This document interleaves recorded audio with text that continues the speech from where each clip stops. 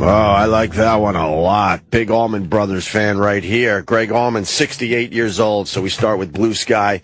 And I know he doesn't sing that one. Relax. It's Dickie Betts singing Blue Sky, but that's how What's his name? Who sings it? Dickie Betts. Oh, jeez. What's going on, Jimmy? Hello, sir. How are you? Good. I slept, actually. I slept, too, so that means we're going to have a shitty show. Yeah. I remember Peppy, we were like, oh. Usually we have the good ones when we're punch drunk, right? Yeah. Anyway, I've been watching this Trump thing. This is crazy. I don't know if Trump wants to be president. I think he's just throwing the craziest stuff, the craziest things he could think about out there, because I think he's starting to think, I don't really want this job. It's a lot of work. I don't know. You can't ban all Muslims from the country. Watching him talk about profiling, though, he's a guy, it's almost like, everybody says, if I ran for president, this is what I would do. That's just what he's doing. Yeah. Like, he's the guy saying what regular people say. Yeah. And it sounds so nuts because we're hearing a guy in that position say it. Yeah. But it's not crazier than what so many regular people say. Which part? There's two things here. The profiling, I agree with. Even banning Muslims, I don't think is feasible. It's a stupid idea. You can't do that, and it's not right. No. But everyone reacts that way when you hear something like that. Fucking just ban them! Yeah. It's just a reaction that you're supposed to, in public life, be good at going as just a reaction. That's not a smart thing or fair thing to say. Is it kind of a Hitler thing, though, to ban one group from the country? No. You don't think so? No. What is he wants to shut out all Muslims from the U.S. Not the Muslims already here, I guess. How does this work? I don't know. It's a terrible idea. You can't do it. I mean, and Hitler was about like just wiping a race off the planet. Trump's not talking that way. Yeah, well, no, of course it's not exactly the same as that. He just doesn't know how to handle it. He wants to shut out all Muslims from getting into the United States. He also wants to keep Muslim Americans who are traveling abroad from getting back into the United States. So if you leave, then the door's closed. Door's closed? Yeah. Is he going to be sneaky with that? Not really tell you? Yeah. But no one said anything. Just a little sneaky, law. And you leave and that's it. You can't come back. Donald Trump's foreign policy platform is now firmly based on hatred after he called Monday for a total and complete shutdown of Muslims entering the United States until we are able to determine and understand this problem and the dangerous threat it poses. Our country cannot be the victims of horrendous attacks by people that believe only in jihad, Trump said in a statement. He later expounded on his outrageous position at a rally in South Carolina.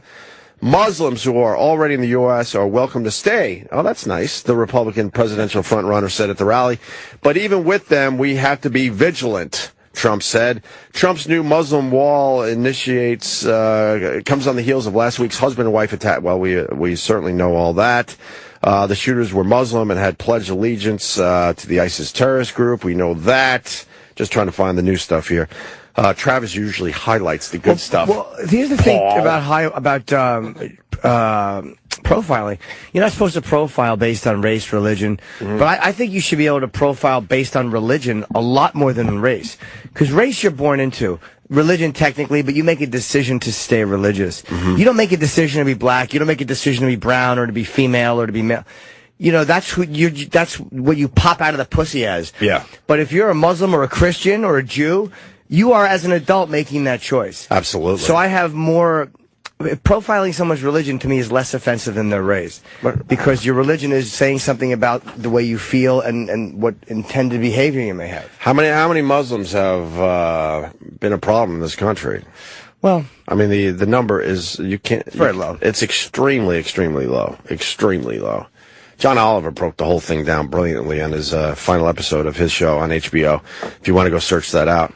Talking about refugees coming into this country and the odds of them actually doing something. I think one of the points he made, you have a better chance of being killed by a cow or something. He threw a little humor in there, but it was kind of funny. Point taken.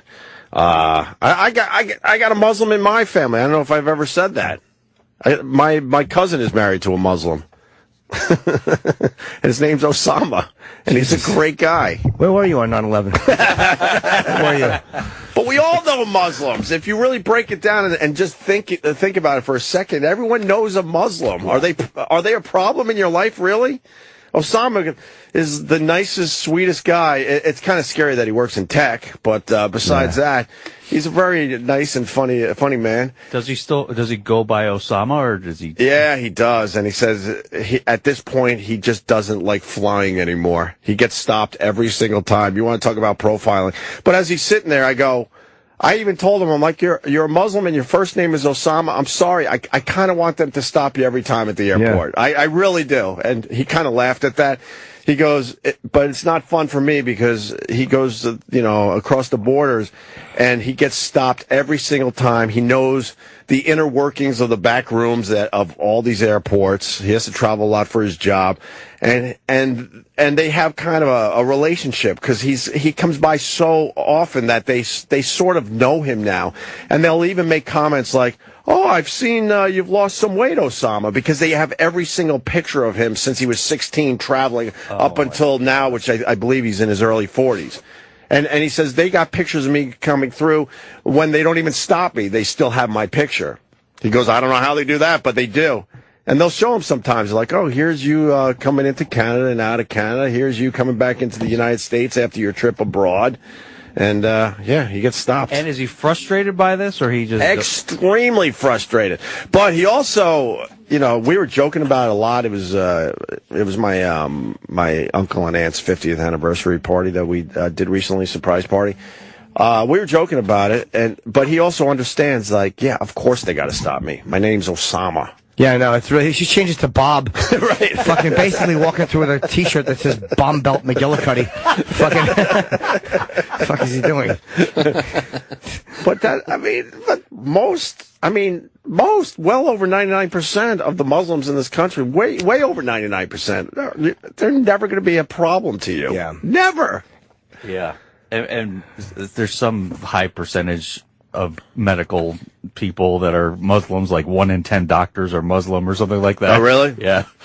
So I think the Trump thing's a bit outrageous. I really do. I think, with all the Muslims coming into the country, it's an extremely small number. But unfortunately, one of these incidents is a big deal, obviously. It's very I'm not downplaying what happened out west, but, But if it wasn't those two, this is another problem. It's like, okay, it was those two. But when you first heard, there was a mass shooting at a Christmas party, you didn't think Muslims. You thought like, oh, it's just another nut fucking snapping. So, okay, so you ban all Muslims. Now what? You're still going to have these problems with people fucking blowing each other away at Christmas parties or in work incidents. That's not going to change. I'm still more scared of crazy white dude in his early 20s than the Muslims, being radicalized in this country. I don't know. You fast forward a year, maybe it's a whole different situation. But as we sit here today, I'm way more scared of those crazy fucking white kids. Absolutely. I don't know. I guess there's enough of them doing bad shit. But at this point, the crazy white kids still come in second. Yeah. For me, yeah. Because in the back of your head, you know that the Muslim thing could... I fly so much, and again, it's irrational. The majority of the time, you're not going to have a problem. I know that. But that's the whole terror thing. They got into your head. They got into most of our heads. Certainly they got into my head as well. I mean, if I'm flying and I see, some Muslims... well, I'm usually flying right next to Osama. No. Yeah. Yeah, I get a little weird. We all do, but you can't really say that. Right. I mean, I think you should be able to say that if you're a little uncomfortable, no matter what. Yeah, people act like they don't have any. That's the problem, is nobody admits. Like, I feel bad sometimes if I feel a little uncomfortable. I'm like, yeah, I know this guy's not doing anything. Like, I know he's not. Mm-hmm. But, you see it's like looking like that guy, you're going to get fucking stopped. You're going to get looked at suspiciously. Yeah. But I'm not the one who committed those I don't know. It's like I feel bad that I feel afraid of him or uncomfortable with him. And then a part of me is like, well, I'm not the one who committed these acts. And then when they said why, I said, oh, because I'm Muslim. That's why I'm doing it. Yeah. I think the one thing, and I guess I'm seeing it a little more lately, but the Muslim community in general has to kind of, start speaking up more. Don't you think? You don't really hear much. You don't hear much from leaders of that religion just stepping up and going, "Oh my God, most of us are extremely peaceful. We're not going to fuck with you." And when people say that, I've said that too, and then they're like, no, but the media just doesn't cover them when they do speak up. It's not as maybe maybe it's not it's not a good story, like going through their apartment and looking at their calendar and going, oh my God, we found a calendar. We didn't play that yesterday, by the way. Right. We found a calendar. Let's look to see if any days were circled or if there's anything on this calendar. Like the cops wouldn't have taken that. Right. Yeah. Hey, why is the X's stop here? I don't know. Leave it. No reason. Exactly. Yeah, if the calendar's still on the wall, that means there's no dates circled with jihad on the whatever day, unfortunately, it was. Well, there was a big response to that on Twitter where people were fucking pissed off by that. Well, people were tagging, like, my Muslim apartment, and they were putting up, Muslims were putting up pictures of their apartments, which were just regular apartments. Yeah, there's always the funny angle, but a lot of people were also pissed off that the media would just march through the apartment like that. I wasn't pissed off. Were you pissed off? No, I got it because the cops were done with it. Once the cops are done with it, there's nothing else to find there. Of course they're going to want to look. And then you got the landlord that opened up the front door. And I don't blame him either. They're all hanging out in his front porch. He's probably like, get these fucking bags of shit in and out, and then I can rent the apartment in a few months. You think he's already cleaning it up and getting it ready for the next rental? He's just right now. He's probably still trying to charge admission, but I'm sure he's just done with this whole thing. He's probably trying to, find a family member that's gonna, pay for all the damage that was done to his apartment. Yeah. You know those landlords. He's not going to just let it go. No. Well, there's a hole in my ceiling. Someone's got to pay for this. Even if there's no hole in the ceiling, they should not get the deposit back. You don't think? No. No, once you murder your coworkers at a Christmas party, I think you forfeit your rights to your deposit. Really? You think? Your $200 deposit. Yeah, it's really awful. But I don't mind the media going through just because there was nothing there. I just mind that they think they're on the up and up, the media. And then they'll go after, a radio show like ours, or they'll go after a comedian like Jim Norton and call you disgusting for some dumb thing you said on stage or whatever. That's what bothers me. They're no better than anybody else. What's up, Sherrod? Talking about Trump and how he wants to ban all Muslims from coming into America. Good luck with that. Good luck with that? Well, obviously, good luck with that. That's true. I mean, I don't think he wants to be president. I think he just keeps throwing these crazy, outrageous stuff out there, hoping like, all right, this was fun for me, but I don't really want the job. It's too much work. I don't know. What is it going to take for you guys to realize I don't want this anymore? I think he actually I think all this stuff happening is helping him. Yeah. That's what I believe. So you never know what's going to happen at the end of the day. Once we start voting, I think he might get in. Yeah. If people are scared enough, fear does a lot of fucking shit. I think if you're scared, then I think if you're on the fence, I think you do vote more Republican, right? Yeah. In general? Because most voters are lamest. They don't know exactly what the issues are, most of them. But if you say something like, hey, Muslims came in here and shot these people up in California, and something's wrong with the system, that's pretty much what he's saying. Yeah. Something's wrong with the system. Now, he's saying that he want to shut the whole damn system down and see what's wrong with it. Right. Which is like, that's un-American. But I think it is something wrong with the system if you can't, vet these people who coming in here. How long have those two been in the country? A year and a half. That was it. Of course, Saudi Arabia. Can we stop with Saudi Arabia? Can we fucking stop it? Majority of people live there can't stand us. We can't stop it. Yeah, can we just stop dealing with this country? I mean, fucking stop protecting them. Just stop dealing with them. Enough already. It's really... They don't like us. We can't stop just Muslims from coming in. I say everybody should come in. But as long as they're good, guy who has nothing to add. But as long as they're good, I say if people are nice, they should come in. I think in general, we should make it extremely tougher just because our country's filled up. We're good now. I mean, we're good. There was a time we needed to fill up the space. At least check the people coming in. Yeah, check them. They seem to. They probably looked the other way, too, on these two because they were married, newly married. Right. And America loves a newly married couple. Right. You bought the ticket. In. Oh, yes. and you're pregnant? Yeah, she was pregnant. That's why you'll never really figure it out. I mean, you would think that someone with a 6-month-old is going to, And he had a good state job. And do that? He had a good California state job. He did. Yeah.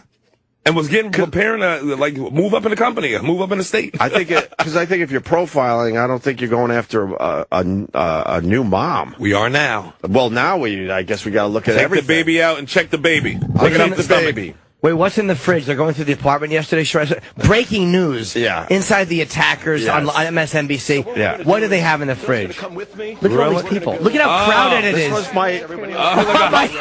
like House Party 2. Look at these fucking assholes tripping over each other. I just saw Kid and Play in the back.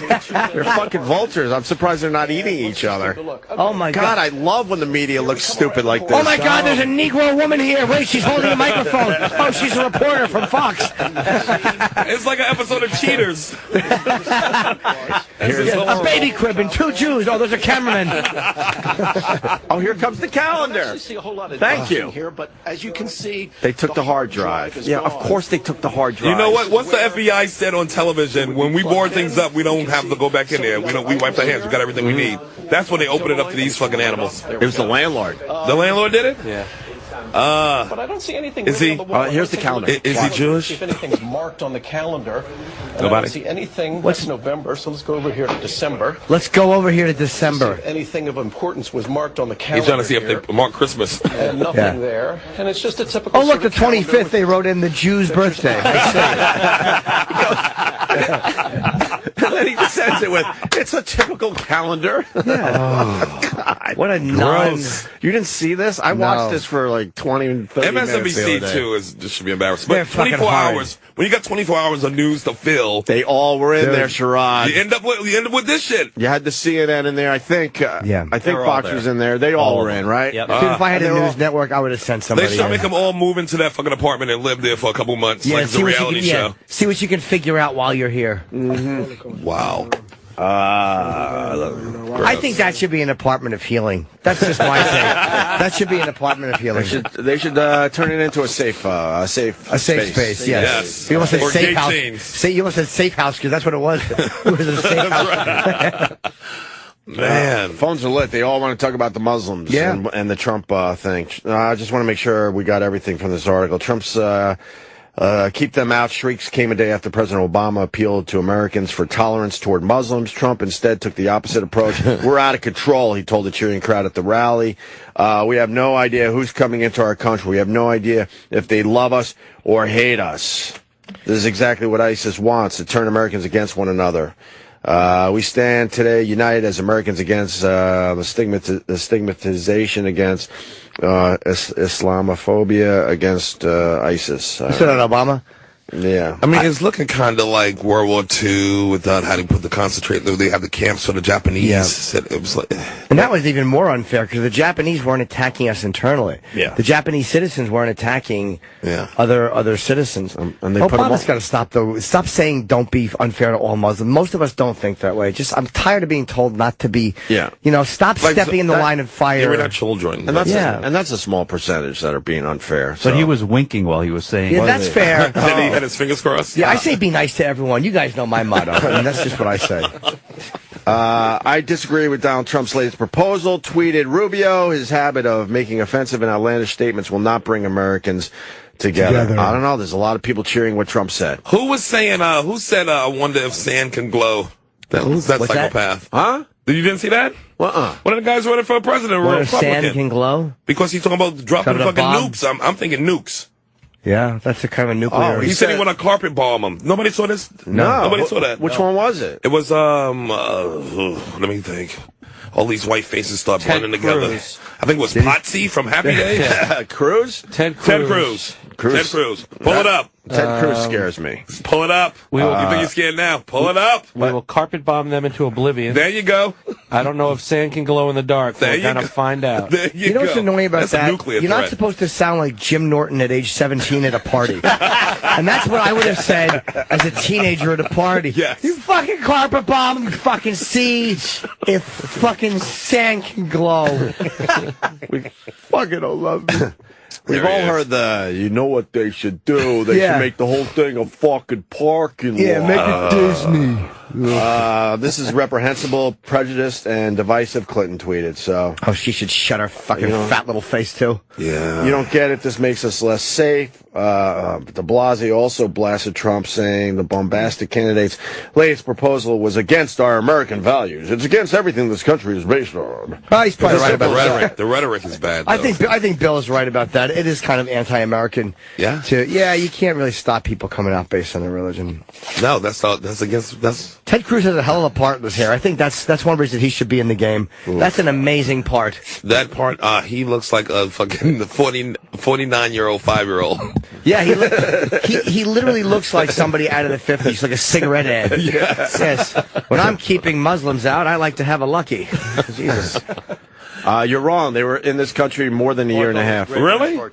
Oh, that picture they showed on television was from a year and a half ago when they said when they entered the country. Well, maybe he got her back. Let me maybe went and got her. What? We could squeeze a couple of these in because everybody has a comment. Larry in Texas, so we'll start with you. Sorry. Go ahead, Larry. Oh, shit. Larry? I didn't say it like that, but I think, Hey, Larry. What's up, Larry? Jay, I didn't exactly say Sherrod is wrong, but I think he is. I think they were here longer than that. I think I heard that they got the guns in 2011. And... Oh, well, the husband lived here before. The husband lived here before, though he got the wife. They showed the picture on television of them in the airport in O'Hare in Chicago, and that's when they were entering the country, and that was a year and a half ago. Boy, she is when he went to get her. Yeah, she got... They showed, like, different pictures of her from, like, when she first applied for college, and then later on, like, she was cute when it began, when she applied for college. Every picture since then... Just holy worse. She looked like she hated America in each picture more. She got more and more Marty Feldman-ish. What a fucking dumb face. An awful butted face. Do you go through stages when you're radicalizing? You come into this country and you start with, I don't know, like Friends. You watch Friends, and that makes you a little mad at America, and then you go from there. I think she started off less hateful toward America because in that first picture she was like westernized. She had her earrings on, she had her hair showing, that she was applying to college, and then I guess she didn't even make it to college. What would be the progression? I would assume if you want to start hating America, you watch like 3 full seasons of Friends. Well, and then where you go from there? That's how I started hating America. Yeah. And then you go to, what other shows will really make you... Or music. Maybe you got to go... Miley Cyrus. Then you go right to Miley Cyrus. You have to. That Born in the USA song she had. Remember that America song? Okay. Remember they used to pump that outside of one of the Fallujah, one of the fucking places to drive the terrorists crazy. I'll tell you how you get someone to hate America. You make them sit in goddamn traffic. You been on right by the GW? Boy, that'll put you in a jihad mood. Holy mackerel. Oh, look at her right there as they're entering the country. See, they show the larger photo. She's booting, she's kicking a menorah. That should have told people right there. She's acting like an air quote accident. Walk this way, Frankenstein. Fucking oh, the brain, Abby Normal. That was the name of the brain, Abby Normal. She looks like a Kardashian, doesn't she? She could be a little Kardashian without the surgeries. Larry, yes. What else, buddy? Opie. Yeah. That apartment video is hilarious. They look like zombies. Where they're just tripping over each other and bumping into each other. It's freaking hilarious. It's embarrassing. I'll tell you another thing make you hate America. You sit in goddamn line at Starbucks. That'll make you.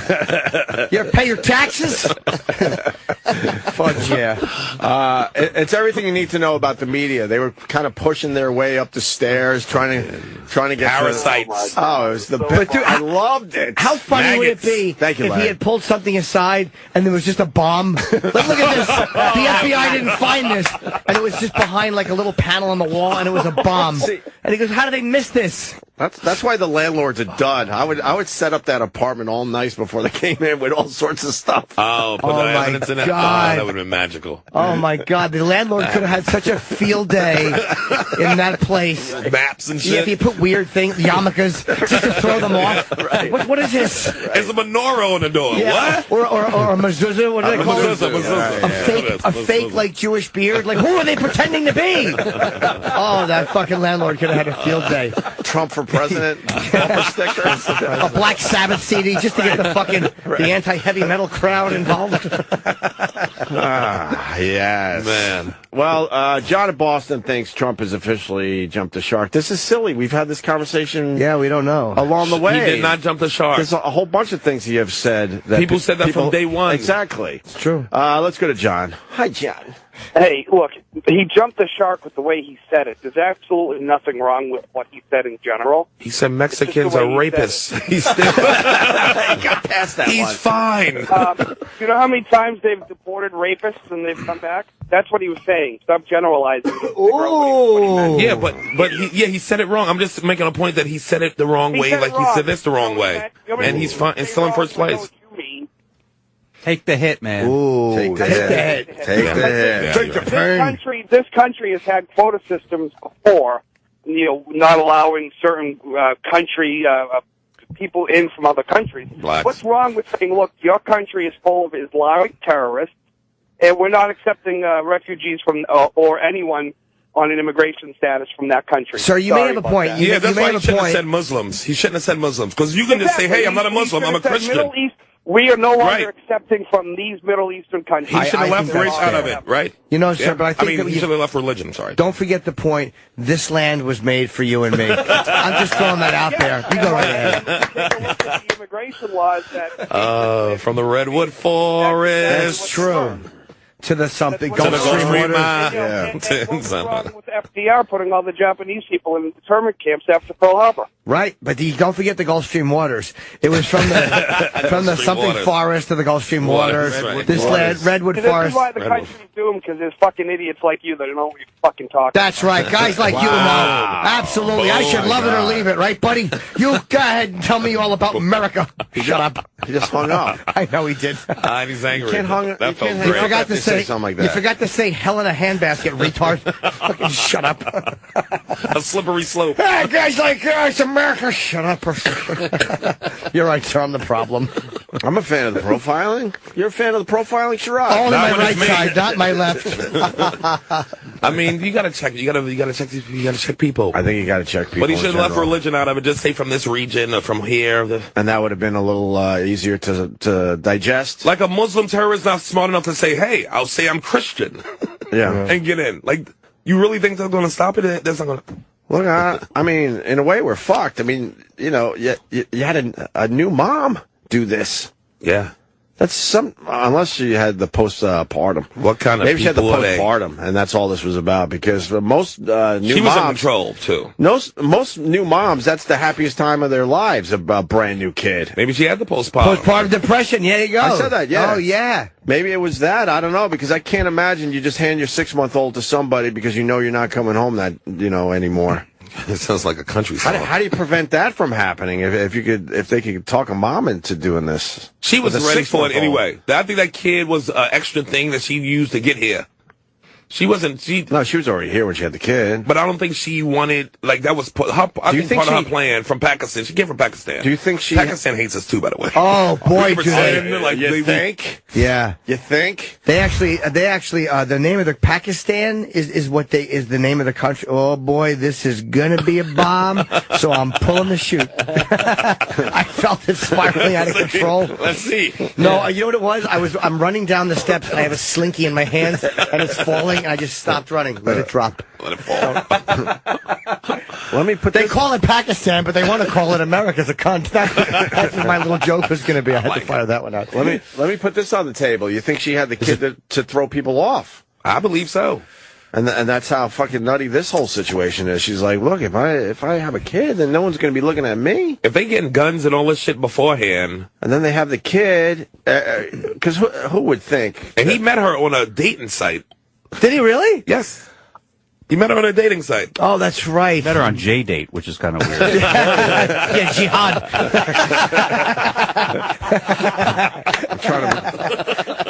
I'm trying to rework the word Tinder in my stupid brain. I don't have anything yet. Yes, they met her on kindling.com. What he wants to do is widely unconstitutional. Also, Yes. white terrorists are more dangerous than Muslims. Well, that's a silly answer. That's yeah, a we politically can be correct scared thing to of say. both. Who's saying that? Well, You can be let's go scared to of both. let's go to Jim in Jersey. Go ahead, All right, Jim in Jim. Jersey. That's where I work out. Go ahead, bud. Hey, Jim. first, Jim, congratulations on your tour. Thank you, Jim. Thank you, buddy. My point was, I didn't say they're more dangerous. I say that you look at Tim McVeigh, you look at the guy who shot up the school, you look at the guy who shot the Planned Parenthood last week. They're all focused on Muslim terrorists. There's plenty of terrorism that's going on around.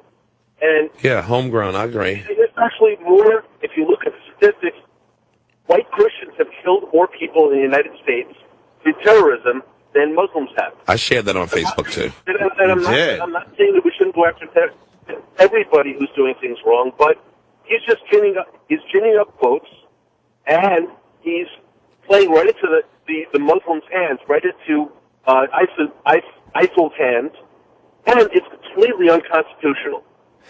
I mean, it goes against the First Amendment, freedom of religion. It never happened. So he comes up with these bullshit things that could never be done, and, what the hell? I'll think, once I'm elected, I can't do it. That's politics. He's just reacting to like any of us. The problem, I don't know if I said this on the air of the break, he's a businessman, and he's used to just saying what he wants to say. And when you say that kind of stuff running for president, it carries a lot more weight. But all of us will say things like that in moments that we're upset or pissed off. But I think we live in a day and age right now, Jimmy, that is resonating with people.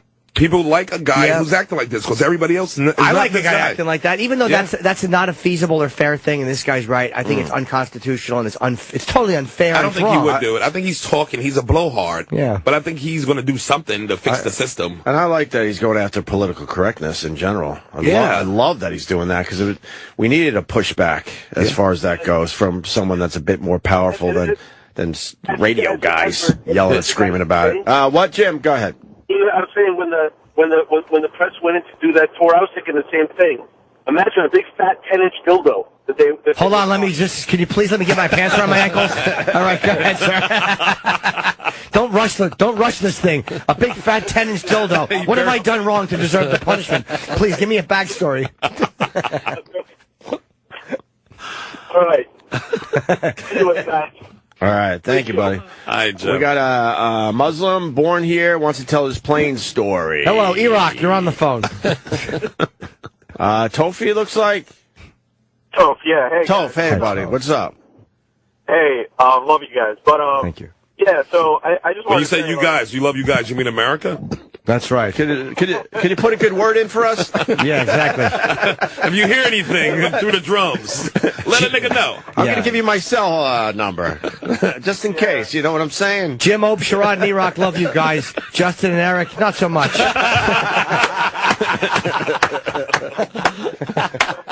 We're just asking to put a good word in. That's it. That's all. That's all we're asking.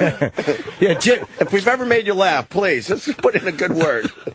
Jim, E-Rock, Sherrod, Ope, you guys are okay. Justin, Eric, maybe you're right to exist, maybe not. I'm not 100% sure yet. I'm not sure if I'll acknowledge you two. Maybe you're right to exist.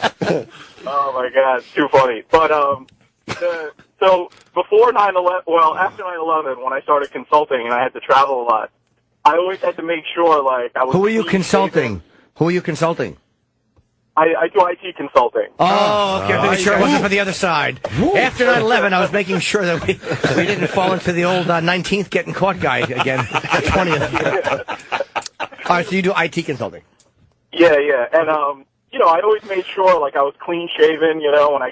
When I went to the airport, so like I didn't get hassled in security. Yeah. But then I started kind of getting a little lax after I signed up for the pre-check, and I got approved, by the way, so through a party. And then one day I was late to get to the airport. I get on the Southwest flight, and I sit down, and this older white lady, and I was just laughing because she gets up, and I was like one of the last people, so I had like the middle, like the middle seat or whatever. Yeah. And I sit down, and she gets up and goes and sits somewhere else. And I'm like, you fucking idiot. Yeah, if you blow up the plane. Like, if anything's going to happen, you're fucked anyway. Like, right. You should have just sat next to me, She probably just wanted the fun of talking about you to someone else. Yes. And could you do us this favor? Don't be the last on the plane. You sit there, and you're already looking at your fellow passengers, and if you see someone that's a little suspicious, you got time to kind of, wrap your head around and a he's little bit. sweating because he's the last one to run to the plane. He got to get there. You see someone suspicious as the last guy. You're like, why did he just come on this plane last minute? I have a shaved head and I'm kind of fat Muslim, so like I got like. Oh, cool. Do you book a radio show? My middle name's Roland. That's funny. Wow. I don't know, man. I mean, there's a lot of Muslims in this country that want their family members in here as well. Yeah. I remember one time I was on a plane and this white woman was, older white woman was sitting there and I sat next to her and she held onto her purse like I would snatch her purse on a plane. We in midair, bitch. You know what it is with the profiling too is like if we were in a state where the Chinese for whatever reason were bombing the shit out of us, you would want every Chinese person like searched at the airport, like. Yeah, that's not crazy to think. Nah, it's a little. You can't just because they're Chinese. No, you could think that. Right, but that's the easiest way to beat it. That's the easiest easiest way to beat your security is by saying, hey, this person or this kind of person. Because there's somebody else is going to set the bomb. I think as a human, it's okay to think that way. We all think that way, but to actually implicate that is a whole different thing. Yeah, and even my mom, you see like these pictures of these people who do all this shit, and she's like, look, this guy fucking looks like he should be searched, like. Why wouldn't you search this guy, like, coming through an airport? Sometimes I'll entice them to search me. I'll be walking through, and I'll just say, like, ooh, there's something ticking in my hiney. And they have to take me back in the back and then fish around in there for a little while. With some type of tools? Yes, with tools and gloves, and they get nothing but some smeared shit on their fingers because I don't wipe good enough. Oh, my God. When they look through, I'm like, you guys better put a little paper in there, so I make them do my wiping for me. I'm 47. That was my joke. I mean, look. You gotta fish around. Oh, my God. If you go to an airport after looking yourself in the mirror in the morning and you see a bushy head of hair and bushy eyebrows and a unibrow that you can't shave off, you must be thinking something foul before you get on the plane, All right. Oof. Yeah, but they're also. You might not be a terrorist, but you bombed. I knew my luck would run out. But That's all right. It happens, sir. Just don't tell that joke in line. They'll pull you out for sure. That thing's ticking. We expect the terrorists to bomb. Absolutely. Thank you, sir. I know. I'm a Muslim. I had to bomb it. You're a good boy. All right, Toph. You're a good boy, Toph. They show pictures of the guy, too, the husband. Yeah. Because he grew up in California. The husband. He grew up here. He was part of a breakdance group. He was like the best pop locker on the West Coast. No. You're right. No. He made that no. Pop locker? No. Who pop locks anymore? Guy's not 50. They showed pictures of him, too. When he was here, he was just a regular looking kid. And then they showed the progression of him getting more and more terrorist looking. Yeah. Scary. If you're wearing cologne one day and then you have a beard with no mustache, like 2 weeks later, you have the right to be spoken to. Yes. What are you doing? No chicks go for this look. But you never know. I mean, the 9/11 hijackers, didn't they shave everything down and look as normal as possible? That's Well, blend in? yeah. Yeah, he looks regular, dude. I wouldn't necessarily. You But look showing at that? his pictures early on in his life. He could be a fucking Dominican boxer in that fucking picture, or a Panamanian boxer. He doesn't look like a terrorist right He's there. wearing socks. That's why I knew he was a Dominican. Yeah. Well, what happens to the kid, you think? Is that just a shitty life now? Honestly, I think that the rules are that if you're older, like if you're younger than a year and your parents do something wrong, I don't think they let you grow up. I think they kill you. That's a punishment. You think so? You think they're just going to kill a kid? No, I mean, it's the law. I think they have to, no matter what your religion is. You got to kill him. That's going to be a tough life, right? You got to get out this country. That's what I'm thinking. The whole family. Why stay here? Right. There's a whole bunch of them. They got family members here. They shitting on them even more. And you think the kid grows up hating America? I don't know. It depends on who raises him. Could you imagine, like, letting some cousin stay at your house? Come on. Yeah, you're my cousin. Right. And this motherfucker go kill a cop or some shit? Yeah, it really depends on, because you're but kids can be cruel. And, they'll probably mention that when they're teasing him on the school, or her on the schoolyard. Oh, boy. My parents were both arrested for child pornography, and I got teased. I mean, I'm probably not supposed to say that. But wasn't it your stash? You're looking at this wrong. Trump is brilliant for making this statement. All right. Oh, Donald Jr., you're on the phone. Okay. What's going on, boys? We try to hit this shit from all angles. Yes, so what we do you got do, on son. this, Joe? Well, here's the problem that, we're not looking at. Think about this. So many Americans don't vote at all. So if he starts hitting on the nerve that most Americans are thinking, So when they want to get people out of the country, they say, oh, we got to just prevent all Muslims from coming into the country. People don't differentiate between one nationality or another. They just categorize them as Muslims. So you got some guys hanging out in the bar someplace shooting beers that don't vote normally, and Trump is hitting into their already inner thoughts. Guess what? They're going to vote. I agree. Oh, yeah, well, that's why he's doing so well in the polls. He's shaking them up. He's shaking it up, He's speaking the language of a lot of people out there. I understand that. Language of love. But there's a poll that just came out, and there's two different versions of it, and one has Cruz now leading. And then the other one still has Trump. It's a bit of controversy this morning. In Iowa, right? Yeah. In Iowa. Hey, Hope, is that a specialty group that's now supporting him that's going to back off again? I mean, I'm not sure of what the substance is of the poll. The actual poll?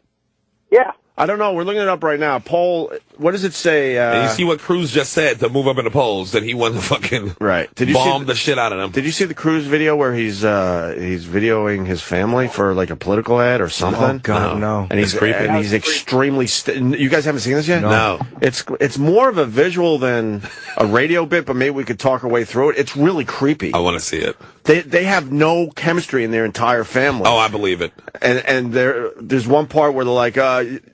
telling him to hug his own father, right? Yeah. And then the hug wasn't good enough, so they're basically saying, no, let's try it again. No, you got to hug him longer. Like, now we hug. Now we hug. You got to see this. Is this the one where he films his own wife on the toilet with a secret camera? They keep going back to Cruz on in a room with his two daughters, just sitting there, and he doesn't even know how to talk to his own daughters. Yeah, that's true. Oh, I've seen that where he's riding a big wheel and he turns the corner. Come and play with us, Teddy, forever. He looks very uncomfortable. Like almost as if he doesn't want to be filmed. It's really strange. Oh, you saw the video? Yeah, it's not pretty. It's kind of creepy, man. He just doesn't have that charisma. He ain't got it. He don't know how to be a regular person. Not even around his own family. I want to see this video. What do we know about this poll? Joe's asking, and many others. So yeah, this is strictly for Iowa, and it has Cruz first at 24% and Trump second at 19%, Rubio 17%. Sounds to me like politics are being played here. No, that's exactly what it is. Cruz is sounding a lot more like Trump to move up in those polls. I want to see this creepy ad. Yeah, and Ben Carson is starting the fade away. Yeah, he's in fourth place now. I said it about a week or two ago. I think it's Rubio in the end. I really do. I think he gets the nomination. He's in third. Well, the Republicans probably want up. him. He's a better candidate for them. I'm trumping. I don't know about you. I'm trumping. I'm trumping. Hey guys, I want to thank you for all that you do. I have a really long commute, and you guys make my day every day, and I can't thank you enough. I wish you not only the best for the holidays, but for the coming year. Thank you, and bless for all of you. Thank you very much, but I don't like you reading your sign-off statement off a piece of paper.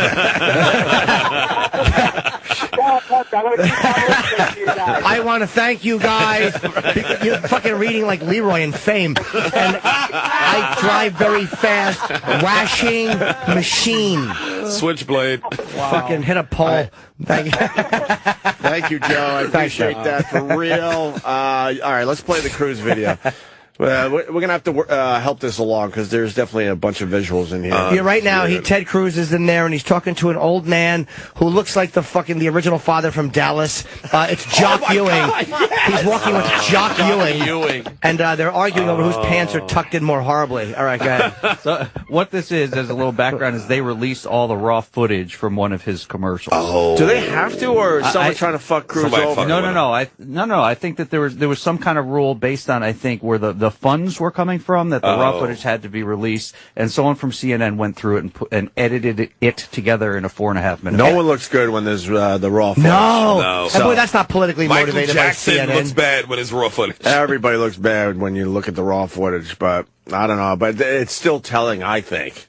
Go ahead. But isn't it weird that CNN did that? Like, would they do that to other candidates, or are the other candidates too smart to have the raw footage around? Or I don't know if Eric Stengel's right on this one. I'll find the article. Because why aren't we looking at raw footage every day then? Because these guys are all doing these type of videos. Yeah. You know? So I feel, I don't know shit, but I feel like someone that was on the crew was like, oh, look what I got, and pushed it out there. Let's try to find out. I'll find out. Someone just said to me that Ted Cruz is wearing Walmart mom jeans. He does look like a mom jeans. That's a good call. And a members-only jacket. Yes, he is. What year is this campaign? Yeah, he's dressed very responsibly. It looks like the perfect presidential ad. American flag. A candidate with a compelling story and a family that looks great in pastels. Just sitting with his mother and... We're fighting for the world that will be our kids' world. And... Oh, boy.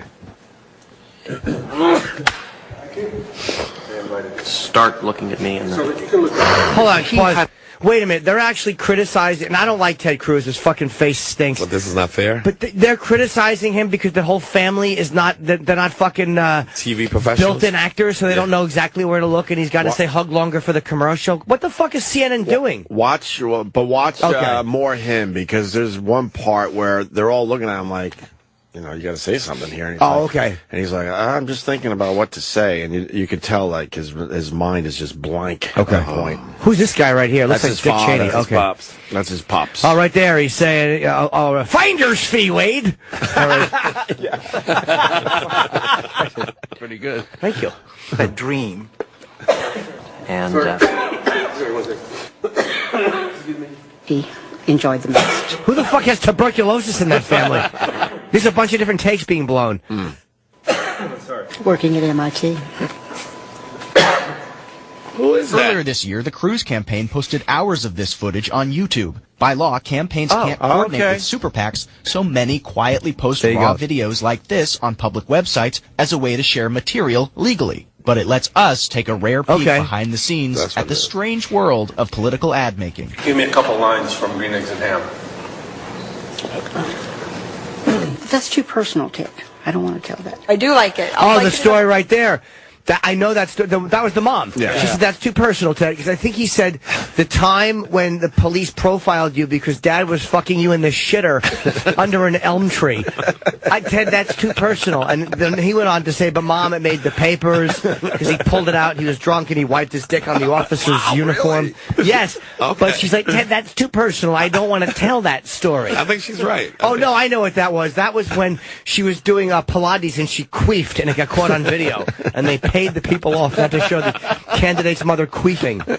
Oh, my apologies to CNN then. I didn't realize that this was a public domain. And I was here criticizing CNN, and then all of a sudden they explain how they got their little fucking greedy dick beaters on it. Go ahead, guys. Sorry. Fox, I like it in a goat. I like it. Well, I want to tell that, and you're the best person to tell that. Well, there's some very personal details that I don't want to go into. Right there. See, I told you, it's the queef, and the fact that the officer commented on the smell of the queef. That was what she didn't like. He didn't need to say a Reuben, Ted. He didn't need to say my queef smelled like a Reuben. He could have just said vaginal odors. That's very personal, Ted. I know, Mom, but I have a long horse-like face. Mom's got to do her part. I know. Come on, Mom. Tell the dumb stories. Sauerkraut. I don't like it. I don't like it. I'm Sam. I am. I'm Sam. When Ted was 3. Oh, no. Wait a minute. Don't tell that story. All right, go ahead. They're also... And then somebody off camera said, now look at me. They're even saying, look, it'll be more dramatic if you now look at me. Yeah. You got to direct them. Yeah. You want to give me specific lines, but... Not a day goes by that my mom is not lifting me up in prayer. That's right. For hours at a time. Well, Ted, I was going to say minutes. I don't know if you needed to say hours. I don't pray that long. My knees are bad since your father used to put his you-know-what in my mouth. I always have to kneel on a pillow when I'm doing that, Ted. You know that. My knees are like kindling at this age. I can't do it. She's not playing because now her eyes... He's weird. Her eyes are saying everything like, I don't do that. Look at her eyes. Who prays with their mother several hours every day? Oh, God. We're saying she prays every day. Ted, I've got a life. You know, I play bingo. We have fun things. We have fun things we do, Ted. I'm not just a prayer machine. I'll throw your name in there at night, but there's a lot of people I mentioned, for Christ's sake. Oh, Ted. Our family has actually made a difference. Wow, hold on a second. Let me see Ted's cousins, Audrey Loyola, and Diego Loyola. Right. Good-looking cousins of Ted Cruz's. Okay. Audrey's going to grow up to be quite fine. She certainly is. Yeah, Diego's not bad. Our family has actually made a difference and an impact in our country today. Am I supposed to say the same type? My family background is that my grandfather was a missionary in... Oh, that's inappropriate. We don't... Someone... My grandmother was a doggy, and my fucking aunt liked it on her side. That's inappropriate. Who cares about that? Ted, that's very personal. I don't need to hear ATM in the commercial. A missionary. He was a missionary. That's how you define your parents? Oh, my God. My mother was a reverse cowgirl. I would never say that in a political ad. Holy mackerel. This is uncalled for. Filth! My grandfather was a missionary in Africa for about 40 years. Oh, my God. That's much hotter if it was the grandmother being... All right, go ahead. No, just keep talking. Just keep talking. Presently, my brother is a missionary in Haiti. Let's start that again. But a brother thinks too much. I can't get his gig down. He doesn't live there. It seems like everything is staged, even hugs. Hugs. Wow. I love you. Hold on, I can't pause it. Who's that dude? You know what, dude? You give me a hug at the end of the commercial, dude. Fucking, I'll give you a hug, dude. Is Robin Kelly? Yeah. Big guy on camera. Hey. That's all you need to know. Yeah. Fucking Ted, give me a hug, dude. Get over here. Boom, right there. You got your hair parted. You got your prayer book. You got your candidacy, dude. You become president. Dude, just fucking go up there and look like Grandpa Munster in a Liberace mask and just talk from the heart, dude. Give me a fucking hug. I gotta think about Kelby, dude. Yeah. Oh. So as you're hugging me, I'm gonna cry. Sorry, Bobby. Oh, the Kelby. Don't mention Kelby. It makes me want to cry. I'm a girl. I'm a girl with the dog. Kelby for 15 years, though. Yeah, sad. All right, let's go back to It this. seems like everything is staged, even hugs. Hugs. I'm proud of you, Joey. I love you. Hugs and I love you. I love you, too. I love you, Ted. I love you, Mom. Love you too, dear. I don't want to. She didn't want to hug him. She just kissed his cheek. Oh no, they had. They almost kissed on the lips. Yeah. There's something going on with that mom. The mother don't really anyone care else for him. feel that Yeah, energy? the mother don't care for him. Something's going on with the mom. He's man. not the favorite kid to the mother. I'm telling you. The vibe is, I'll do this, but I'm not happy. Yes. Yeah. Not happy. I love you. One more hug and we're out. One more hug and we're out. In a political commercial, the scene would look something like this, but it takes a lot of time to get that perfect shot. Getting the shot of family mealtime took a lot of prayer. Okay, so who wants to say grace? Me, I do. Okay, great. Okay, awesome. Would you like to hold hands with Sissy as well? Hold hands with Sissy. Oh, all right. God, Sorry. Thought they were going to bring Bernie Sanders in. You know what, though? I would take my family situation over that any day of the fucking week. This is a chop job on this guy by a news This network, is not though. the better. The video I tweeted is way better. Really? I think so. But it's more chopped up? Yeah.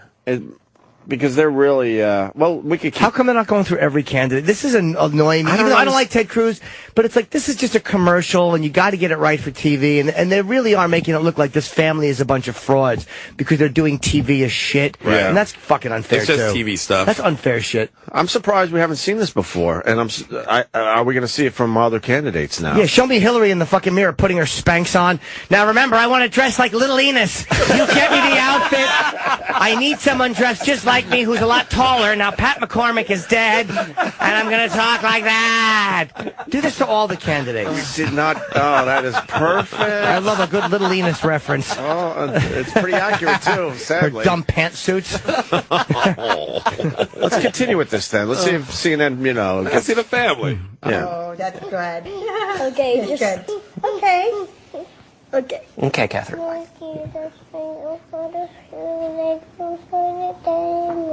Amen. That was no good. You couldn't hear her. See that right here? What you missed is Ted backhanded his little daughter across the face, and he said, "Say the fucking prayer right." Okay, who wants to say grace? I Okay, good. Okay. Oh, it's okay. do. Dear Jesus, thank you for the She didn't reach out. No, they didn't reach out. Bunch of goddamn. They know what? They're Muslims. That's the problem. They're trying to hide that they're Muslims. They can't even get the prayer circle. Yeah, who wants to say Right. the prayer? And he wants them all to kneel and face Mecca. That's the problem. And no one's doing it. Dear Jesus, cut! Thank you for my friends. Thank you for my puppy. Amen. Amen. Okay, let's say grace.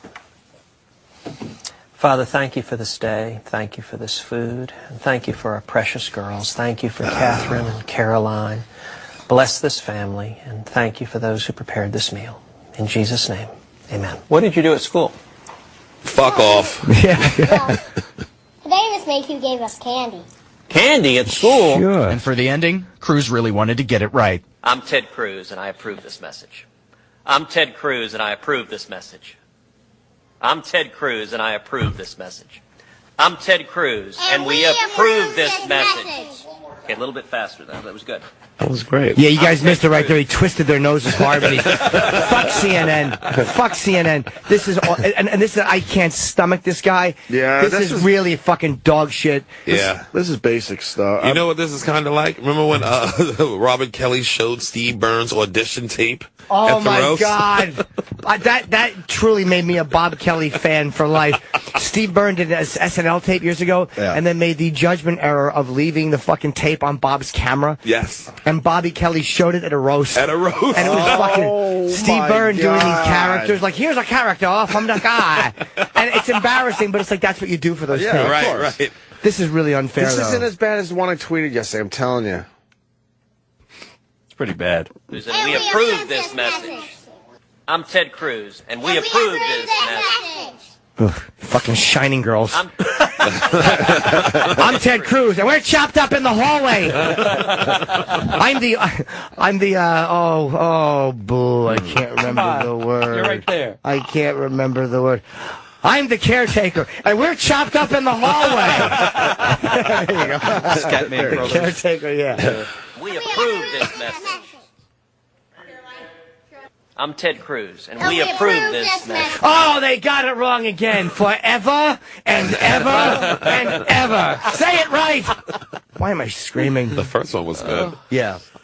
I'm Ted Cruz, and we approve this message. Now they took the I'm skirts Ted off the girls. Cruz, and we approve this message.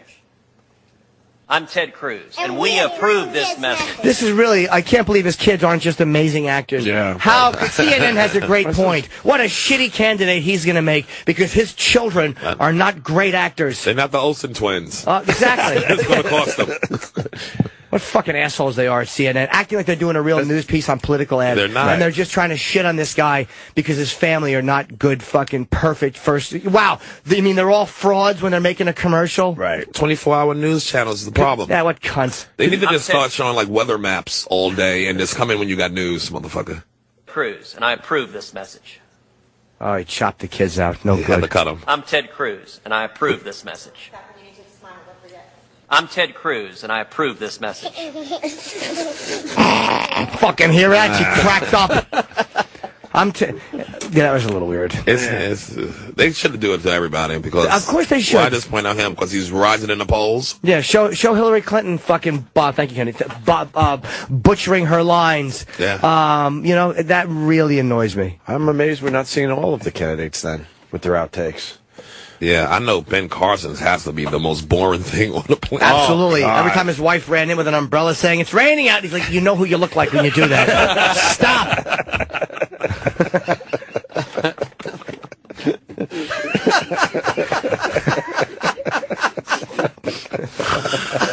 Holy shit. Yeah. God. Wowzers. I don't know. I think the version that you shared was made the rounds because you didn't have CNN's angle on it. Is even stranger. CNN felt like they had to push the whole thing along instead of just showing the raw footage that everyone's been checking out. Just give me a little taste of this. See if it's a little different. I'd like to make it. It happens so often. Oh, it's an ad. Oh, Sure. well, we got ad block. So. Yes, we have it. All right, so I did. So why don't you do the ad block? Comic. Yeah. Huh? The black dude is a comic. We don't have ad block. What? Why don't we? We asked for it. He will always be Ted Cruz, and does the same thing to every group that he talks to because it's who he believes, it's who he is. She got some Okay, so who wants to say grace? Me, I do. Okay, great. Okay, awesome. Would you like to hold hands with Sissy as well? Okay. Oh, that's good. I love you, Mom. Love you too, dear. I'm proud of you. One more hug. I love you, Mom. And hold for a second. So, Yeah, that's just them for camera. Like, why is CNN doing this? Like, no. Well, this is the. This one's Gawker. Yeah. This is but I just mean, is it Gawker. from CNN or no? No. Oh, they did the same. Everyone got the footage. CNN tried to really work it a little more than just having it out there. I think it's more creepy to see it without CNN. They seem like they could be related to the 19 Kids and Counting family. Yes. They got that same vibe of that right? fucking... Here, play a little more of this. I do. There is different footage in here. It's okay. I consider Uncle Ted to be like my best friend. Uncle Ted will do it. Okay, let's say grace. You do not consider your uncle your best friend. Father, thank you for this day. I'm not old enough to vote, but I certainly recommend that the youth of America support Ted Cruz. I am not yet old enough to vote. Oh, okay, let's give him mine. Here's them in their room. More of a visual, but they're just... Jared You know Fogle? what, dude? You sit there, you got your red striped shirt on, dude. You give Ted a hug. Boom, you go home after that. Play the drums. Yeah, dude, whatever. You bang the drums, you fucking relax, take it easy. Boom, you got your speech, you got your vote, you got your presidential candidacy. Boom. Don't be such a cocksucker, Ted.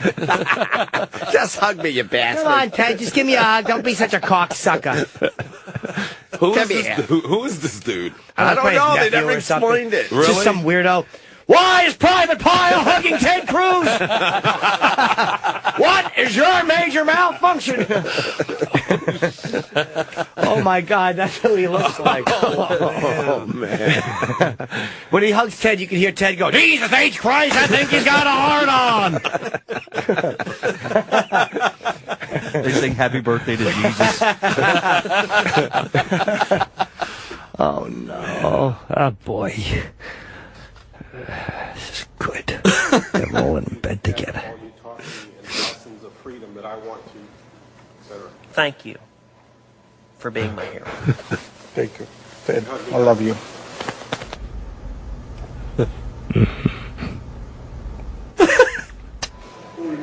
The sound was just... I'm just thinking for a second. Are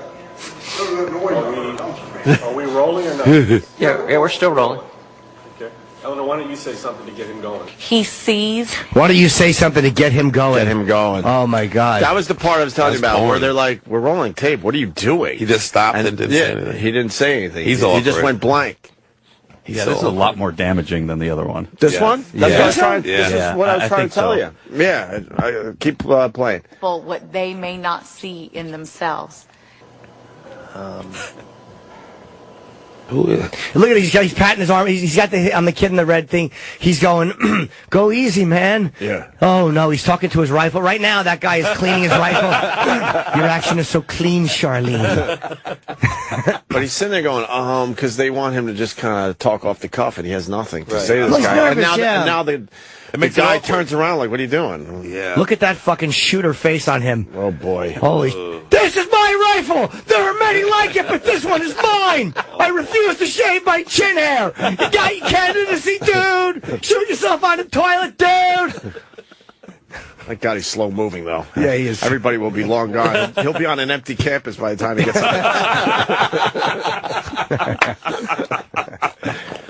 He loves this country. Listen, when my dad was a scared teenage boy. Ooh, tell us. Who the fuck keeps coughing back there? That's ridiculous. Listen, when my dad was a scared teenage boy. Listen, when my dad was a... And he has a gift in the way of... It was, Wow.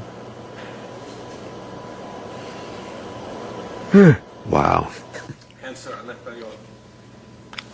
The same in Spanish, please. Are you okay with the way that was answered? Yeah? What would it mean to America to have Ted as a president en español? The heritage. Yo creo que... I admire my tía Sonia. Thank you, Papi. I Papi. admire you a lot. Oh, that's lovely! Very proud. My tía Sonia fought against Castro in Cuba. explaining and helping you achieve your dreams as well. Okay. There's nothing wrong with his family. These fucking cunts. Wow. They are the worst. Yeah, the anybody's worst. family would look awful trying to put this shit together, I guess. Yeah, what's scumbags? Of course. How about Nick But Denton shows his family trying to do an ad or any of the other fucking But Ted pariahs. Cruz should be more comfortable in this. He's a... Why he still seems so weird? It's all on camera stuff. It's you making a commercial, you know what I mean? It's like all of them are just probably awkward and have those moments, and you're trying to make it look a certain way, and that's just the way it is. But now Abe is saying that really unfair. That Cruise released these on purpose. Why? I don't know. Let's see if Why Abe knows show a the little more charisma about of his this. family. Holy fuck! Abe in Jersey, go ahead. Just keep it honest. Okay, well, it Oh, comes honest down Abe. to the way campaign finance works. Super PAC is not allowed to coordinate with the campaign. They have to be independent. So Ted Cruz can't make material, edit it, make it look cool, put it out there, and then have a super PAC take that edited material and spend money to make commercials and put it on TV. That would be coordinating with the super PAC. Right, they have But to put if it there's all up. hours and hours of random crappy footage that's totally unedited, if you're a super PAC who likes Ted Cruz, you can take any of that footage, package it together, make a commercial, and pay to put it on TV. Right. So he released this on purpose, and it has to be unedited. It has to be all the raw footage to get around the campaign finance law. So why aren't we seeing That's more of true. these things? Because it makes everybody look stupid, and it makes a good So they're just doing it to target him. I mean, they're doing it because it fills time, and it's an interesting kills story time. to see people look right, stupid. but now Well, they should that's do why everybody. you're not seeing Hillary Clinton, and you're not seeing all these other people because they don't need super PACs to get their message out there. All right. They got enough money. They for got their enough money in their campaign to pay for it Okay. themselves, right? All right. Now I get it a little more. Thanks, Abe. So he's running like, that's like the fucking, the poor man's way to run. I like that. Yeah, absolutely. Want to take? We'll take one more call before the break. We got Joe in Jersey. Welcome to the show. Sherrod Small helping us out today. What do you got, Joe? Yeah. Hello, guys. Good Hey. morning to everyone. How are you? Good. All right. So, when the CNN was in that apartment, did they find a little advent calendar on the wall that had little pipe bombs and AK-47s counting down to the shooting? That's what they thought they would find. That was, and you know what? I saw Hold the on, video. sir. Your phone crapped out a You little guys bit. hear? Did you, No. Could you say that again? Your phone Joe, crapped I out. heard when they were in You know his... what? Wait a minute. I'm 5-year-old footlong, and you guys did this to me already. So I'm not How about that? How's about that? Joe got us. You got us good, Joe. I saw the video for this Ted Cruz, and all the little kids don't have those Fogel faces.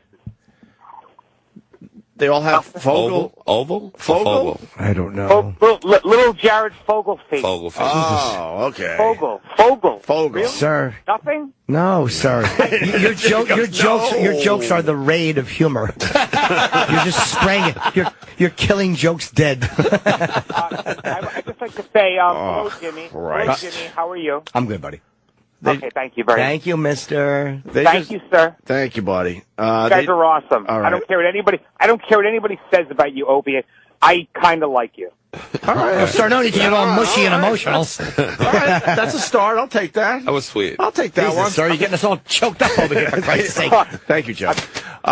They just released the final 8 for Times Person of the Year. Oh, let's see the final 8. You want to do it after the break? Because Yes. we're a little late. I'm Trump's curious. on there, right? Huh? Well, Trump's you don't on that know. list? Look, come on, Sherrod. It's going to be a little teaser. Oh, you're right. I hope these two, One of that married these- couple from California is on there. One of these things is not like the others, I think. Well, All right, we'll look at it. all right, we'll look at it after the break. Sherrod, I know you got Race Wars on this channel tomorrow night. Yes, tomorrow. We got Artie Lang and and we got Gina Yashere. Oh, I like Gina. Yeah, Gina's great. Gina's a comedian from England. She wears the worst hat in the country. Yeah. She wears a derby all the time at fucking the cellar. Talk to her about that. Like she stole it from one of the Fat Alberts gang. Oh, that hat bugs me, but I like her as a comedian. Yeah, she's great. And Jimmy announced his huge theater tour yesterday. Yes. Yeah, it's not on sale until Thursday. Coming up, I have New Year's Eve in Rhode Island, and you can get tickets now for all in January. I'm working every weekend. Alabama, fucking Tampa, Arizona, and Louisville, Kentucky. And the column was right. I do try to say that like a local, and I should be killed.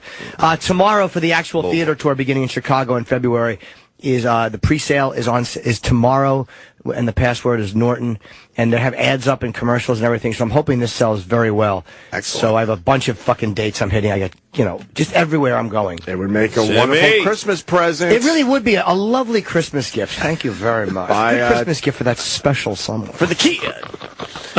My nose is itchy. You get tickets for a Jim Norton show? That'd be wonderful. Yes. They're trying to figure out what to buy. There you go. That's a perfect a stocking Christmas stuffer. Perfect. Absolutely. Better than getting cold. Am I right or wrong, gang? I'm just being cute at the end there. Also, I saw popping up on the TV, Yale professor had to resign or quit or something. The PC police got to him. I don't know the exact story, but maybe we can look that up during the break as well. We will continue. Stay there. Metallica? Oh. Who is this? Pantera. Ah, fuck. I fucked that one up. Did you know that was Pantera? Yes. I did not know. I just don't know Pantera. I'll take the hit. I'll take the hit on that one. Dimebag, 2004, right? Yeah. Yeah. Is it 11 years ago? 11 years ago. Wow. Shit. 11 years. Wow. If you said that was 5 years ago, I would have believed you. Yeah, wow. 11 years ago already. My God. Time flies. Such a great angry song. They're such an awesome band. I saw them a lot opening for, they would be like opening for Ozzy in these weird gigs over the years in like the late 90s. I don't know Pantera music. They're I quite know, heavy. Cemetery Gates and what else do I know by them? I'm not sure. Welcome back, by the way, E-Rock. Thank you. From your day of rest. Day of leisure. E-Rock took a day for himself yesterday. Oh, did he? What'd you do with the day, E? Do anything fun? Just stuff I needed to do around the house.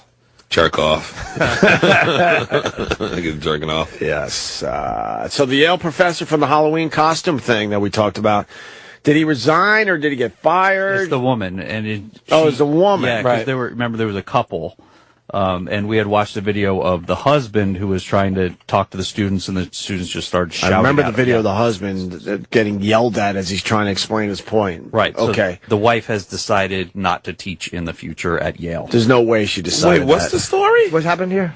This was the story. In October, there were a couple of teachers that had said, you know what, Halloween is kind of a fun time.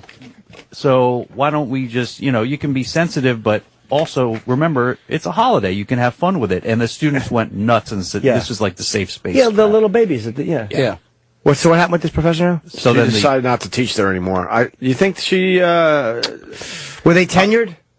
I don't know. She just said Halloween was a good thing. No, they were sticking up. What happens is the widow baby boys and girls didn't like the idea that there could be offensive Halloween costumes. Right. And that's how it is. Your speech is important, but more important is that no one's offended by it. Right. And so the widow baby boys and girls were doing this thing where they, the widow quib, and no one do us uncomfortable. But anyway, these guys stuck up for it. They said, the professor said, well, isn't it this a time for some students who want to be offensive? Like, you can't just say don't be offensive. It's kind of okay to have a little fun with it, and then no one's going to take it too seriously, I believe, what the professors were trying to say.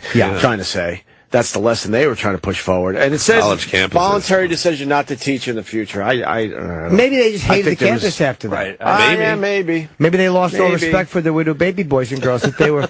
I mean, I don't blame them. They thought they were teaching college students, and then they realized that all of a sudden they're like, what is that chant? Desitin. Give me Desitin on my hiney. Give me Desitin on my hiney. Wait a minute. They're children. They are fucking little children. Little children. So I guess maybe they got disgusted because she said, is there no room anymore for a child or young person to be a little bit obnoxious, a little bit inappropriate? The mistake they made, though, this is a terrible mistake, is they gave an unpopular opinion on campus.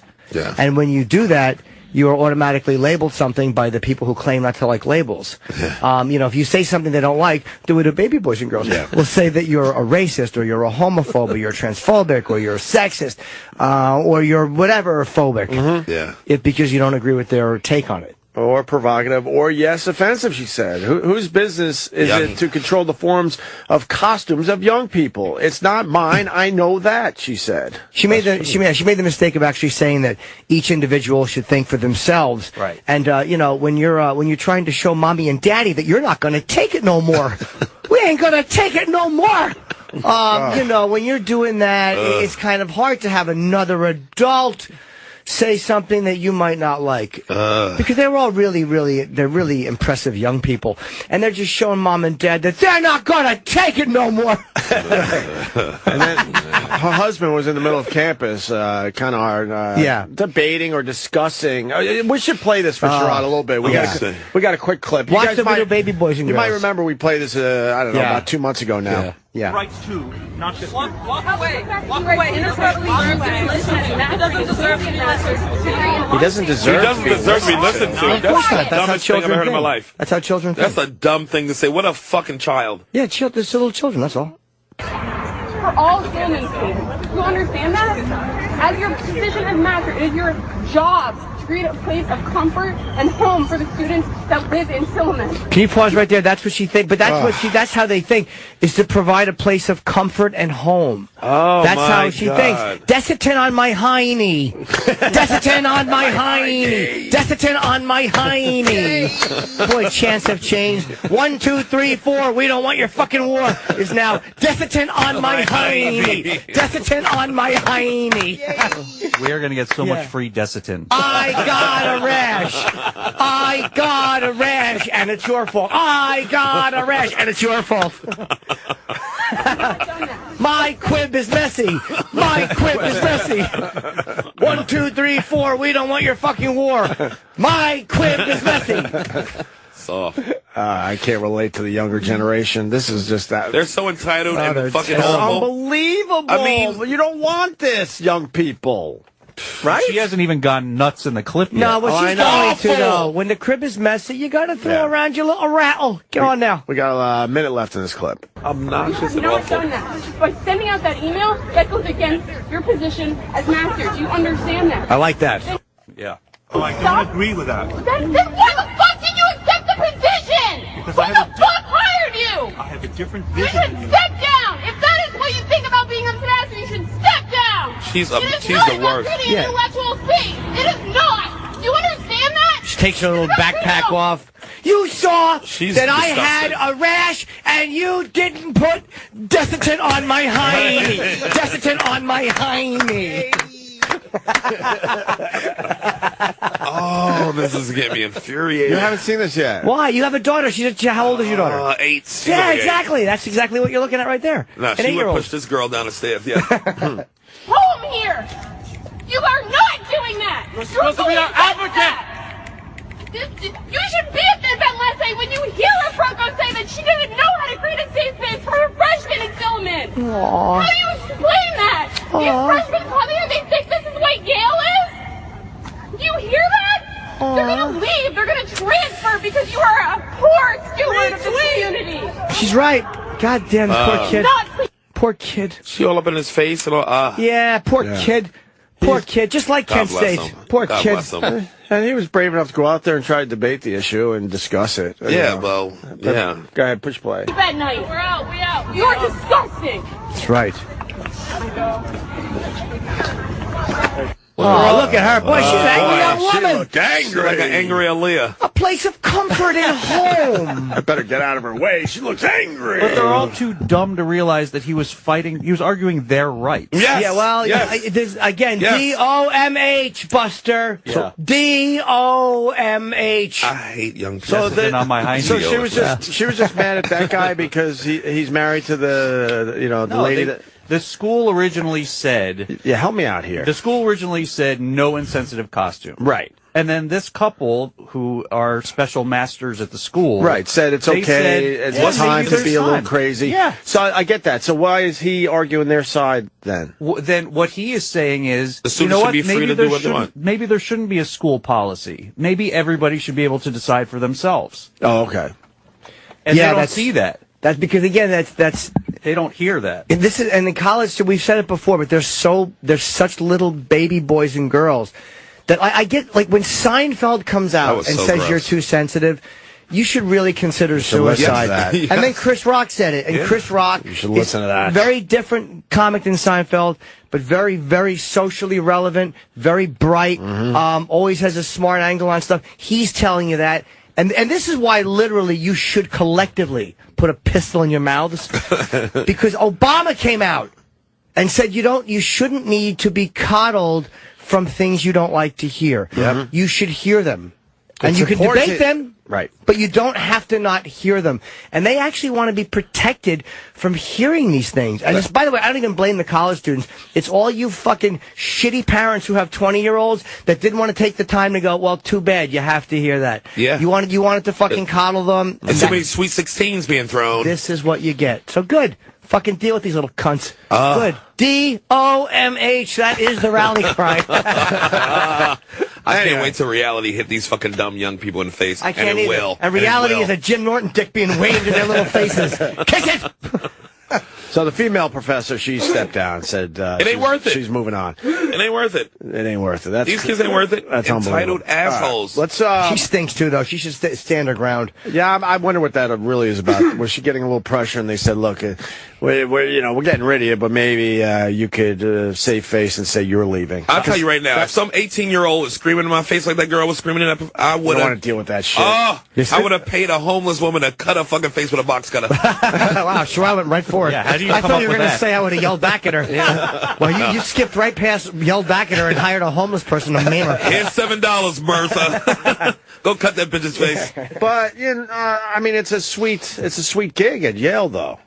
Who would want to get rid of that? It ain't. I'm sure they went But through it's this like shit this. before. It's like this on most college campuses. So what is she accomplishing? She doesn't want to work there because she thinks the environment's bad. She's going to go to another campus. I think it's going to be much different. Go It's to not a gonna be poorer different. school. Go to a school where kids got to work and go to school. They not thinking like this. Go to DeVry. Go to fucking one of these schools where they go in the morning, then they got to go to a full-time job at night. Yeah. They might have kids. It's like they're not thinking like these entitled Yale Ivy League fucking kids. They're not. How much did LeBron James sign for? They didn't say. It's a lifetime deal with Nike. They're saying it's just how ridiculous is this deal? It's got to be $500 million. What's the deal again? Tell me the deal. I was involved and I forgot. Nike inks LeBron James to lifetime deal. God damn! Hopefully that's for a long time. Thoughts and prayers. I'm in a very silly mood. Who else got the lifetime deal? I did. Jordan? Anybody? I don't think so. Jefferson Even shoes. Jordan doesn't have a lifetime deal? Well, I don't think so. Jordan doesn't have an announced lifetime deal, but he must have. It seems like he's been going strong ever since he retired with his deal. He's got a good deal. But you can never get out a lifetime deal?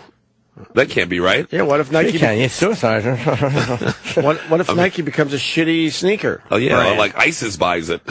Oh God! I'm just trying to see the future, man. Sorry, LeBron, lifetime deal. We're holding you to your contract. They would. I mean, that sounds like slavery. For the next commercial, we want you to For a put lot on of this jumpsuit. Yeah, an orange jumpsuit. Oh, my God. Sorry, you signed the lifetime deal, my friend. A deal's a deal. Poor thing. Times Person of the Year. We're down to 8. So wait a minute. Let me just like We did this last thing. week. Did LeBron already finish the $100 million deal he had with him? I don't know. That's why I'm moving on, because we don't really know. Damn. Maybe it's just an extension of his $100 million deal. Now they said, fuck it, we want you for life. He had a 7-year extension. He was supposed to be done in 2017, so they extended him early. All right, and then just said, let's For do the this rest for of his life. Wow. I mean, how well did his shows sell? Did his shows sell well? I mean, it sell His well, what? and plus His it's going what? to keep selling His like what? Jordan. Jordan sells still now more than anybody. that and he's is retired. true, but Jordan's shows were around for so long they become like his shows. I don't know how well his basketball shows were. But I think Nike's better at it now. They How do know how you to make it a mispronounce- lifetime brand. How do you mispronounce shoes? Winnie the Pooh. What? Oh, there's a little honey thing eating a banana on Fox News, and it just melted my heart. Real life Bear? Winnie the Pooh, that thing would bite your balls off. That's not the Winnie the Pooh we know. Would you fucking hold that thing? Yeah, I would hold it. He's adorable. No way. He's Yes very way. cute. Look at the little face on the little guy. It would scratch your eyeball right out. Yes, he would. Soft. Yeah. Oh, look at them eating a little banana, nibbling it. What a Yeah, boy. he's a sweetie. Ooh. She's almost a delight. Oh, the girl She holding him? sits a little wide, but... Yeah. Yeah. Oh, she got a little beer belly, too. Oh, You look see at the that. belly? She has a... Oh, yeah, she does. She's such a drink a She's little nice beer. in the face. The hell is that? It's a kangaroo. Baby red kangaroo. Oh, Jelly that bean. fucking... I want to hold it and then put it on Fifth Avenue and watch it hop to its death. It's born about the size of a jelly bean, guys. Get grabbed by the pizza rat. Born about the size of a jelly bean? Oh my god, delicious little treat.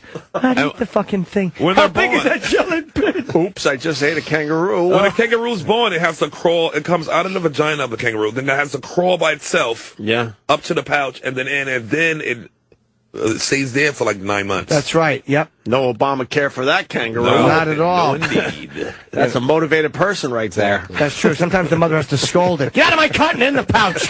Out of my cotton in the pouch. They actually, it comes out in kangaroo sounds, whatever the noises they make, but they actually, they do whale noises. They've done kangaroo sounds. And they're like, what is the mother saying? Out of my cotton into the pouch. Holy mackerel. She's a very vulgar woman. That's it being How born? cute is that? Yeah, that's the being born. Well, thank God Patricia's not here, because all he'd be this pointing is out really is how that before. looks like me. You know how hurtful that would be? Oh, that's very cute. looks like That's a kangaroo box? And Yuck. this is before it's born, actually. This is when it's... That looks like a clit. It comes Kangaroo out like pussy. that small, got to climb up by itself through the fur, Right. and then get in the pouch, and then stay there to get big like a baby. All my God, that's kangaroo pussy. I think we should start this with human birth. You got to climb it? Yeah, we got too many people on this planet. That's a rough Have them do beginning. some kind of obstacle course, and then we'll decide if they continue. They got to do it blind, too. Look at that, blind. Oh, look at the little guy crawling up in there. What the? Oh, my God. What is that? That's Little up in the maggots? pouch. And What's all that stuff he's hanging on to? Yeah, what is that stuff? Kangaroo pussy's ugly. My dick just went down. What is this guy doing? You imagine how mad that mother would be if you went over there and tried to She's tickle checking on it. to tickle the little baby. That hard you'd get kicked if you wandered over there. She was just checking on it, Jimmy. Yeah. To make sure it got to the pouch. She's getting down there making a video for her man. It climbs up to the nipple itself and got to stay on the nipple for months. Or some You know this shit? I know that shit. Look at the tail. This is late night. You know how fucking hard that thing would kick you if you went over there and tried to shook that little thing? Wow. Would you get a kangaroo foot right in your jaw? 5 broken ribs. Oh, would you get a kick? It'll knock your fucking head off. Just for a shooka. Oh, what a cute little fucking kangaroo, though. So soft. What a coat that thing would make. Oh, licking its own little feet. Stop picking your feet. It's disgusting. All right, we saw the little thing already. Oh, there's kangaroo pussy. God. Fuck They yeah. gotta come out. They gotta come out. Snug as a Climb. bug in a rug. They hate kangaroos, right? In Australia? Aren't they Well, like rats they or love 'em. something? They're probably tired of them. That's their national animal. Nah, I Yeah. think they hate them, though. I think they're everywhere to the point they're annoyed by them. They don't like that their heads look like Club Soda Kenny. I think that's what bothers them. Dingoes probably more than kangaroos. Yeah. I went camping in Australia. No, you didn't. And like Is it really? Yeah, and here we're Did like you eat a bunch of delicious slimy jelly beans and wonder why all the kangaroos were chasing you? You thought they were a treat. Hey, look at this. Look at this. A hairy pouch full of delicious jelly beans. That's what I found. And here, where deer would come running by, and you get there, they would just come running by. Except it's like the height of a guy. Yeah, they tall as fuck. They're really tall, so all of a sudden you see in your peripheral vision like a guy hopping in, and it scared the shit out of you. All right. Yeah, they can get up to... Kangaroo birth. We just added that to our Twitter feed. Yeah. I also Opie tweeted and to Jimmy the on the Desitin Twitter. people. Oh, good. I told the Desitin people Nice. we mentioned the product. Let's see. We're getting t-shirts. So Times Person of the Year. Now we're down to 8. We were talking about good. the list. We think it's going to be given to a group.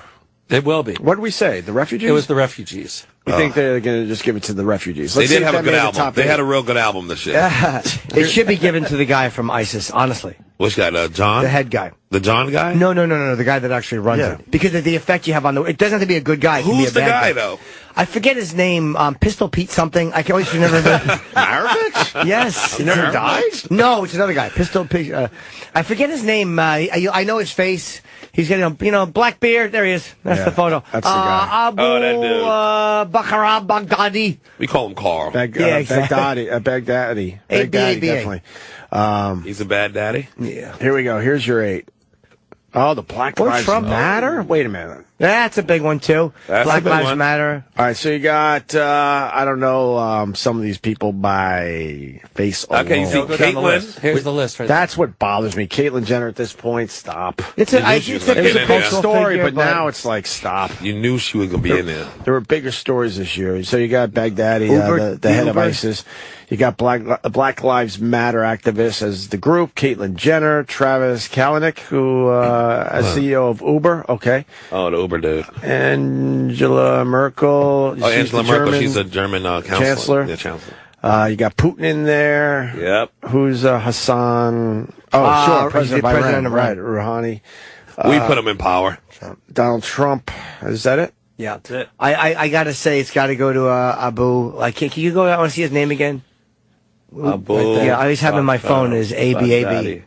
I think you're right, Jimmy. He should go to him. If you're giving it out on just the most influential person, he's got people fucking, ISIS is, in this last year, they're the biggest global threat to at least us terrorist-wise. I was watching. Oh, you saw that little shorty outside the window? Let me see the little shorty. I thought you would like that little shorty. You saw that? I've seen the shorty. Where's the goddamn shorty? I didn't see the shorty. I want to see the shorty. That one, nice little booty on her. Oh, I thought you were watching Game of Thrones. That one was made for you, Sherrod. I just like Small. staring at booty through the window here. It's fun. You got the booty. There's no harm, no foul. What was I going to say? Oh, I was watching some Kardashians. And that Caitlyn Jenner. Okay. What episode? Like the one where she's handing out the panties to her own daughter. We have that clip if you want it. Let's see it. I don't know. Do you really? Yep. I don't know that one. Wait, which daughter? The one that the young one who's the hot one? Kylie. The ugly one that figured out how to make herself look really fucking hot. Oh, Bruce! The model? No, her sister that didn't get all Kylie. the attention, and Kylie. now I think she's in trouble because she was modeling in a wheelchair. Why do I know this shit? This is stupid. She instead of getting somebody in a wheelchair. She was modeling in a wheelchair, and now there's a big uproar that she should not be modeling in a wheelchair because she is not disabled. Exactly. But maybe she's starting a She should be wheelchair mocking business. it, knocking it over, saying, "Get up, lazy! Lazy legs. Get up, walk!" Yeah, that's so stupid. Here's the Kardashian clip I just saw yesterday in my house.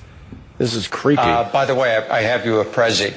I only have a couple of these, and I'm going to give one to you. Are you ready? Mm-hmm. Can you handle this? What do you think? My picture's all over them. And, of course, we do have the bottoms. This is way too inappropriate for me to wear. I totally agree. I have my dad on my underwear. Okay, well, I can give them to somebody else. No! Oh, of course you have to. I don't like Caitlin's laugh.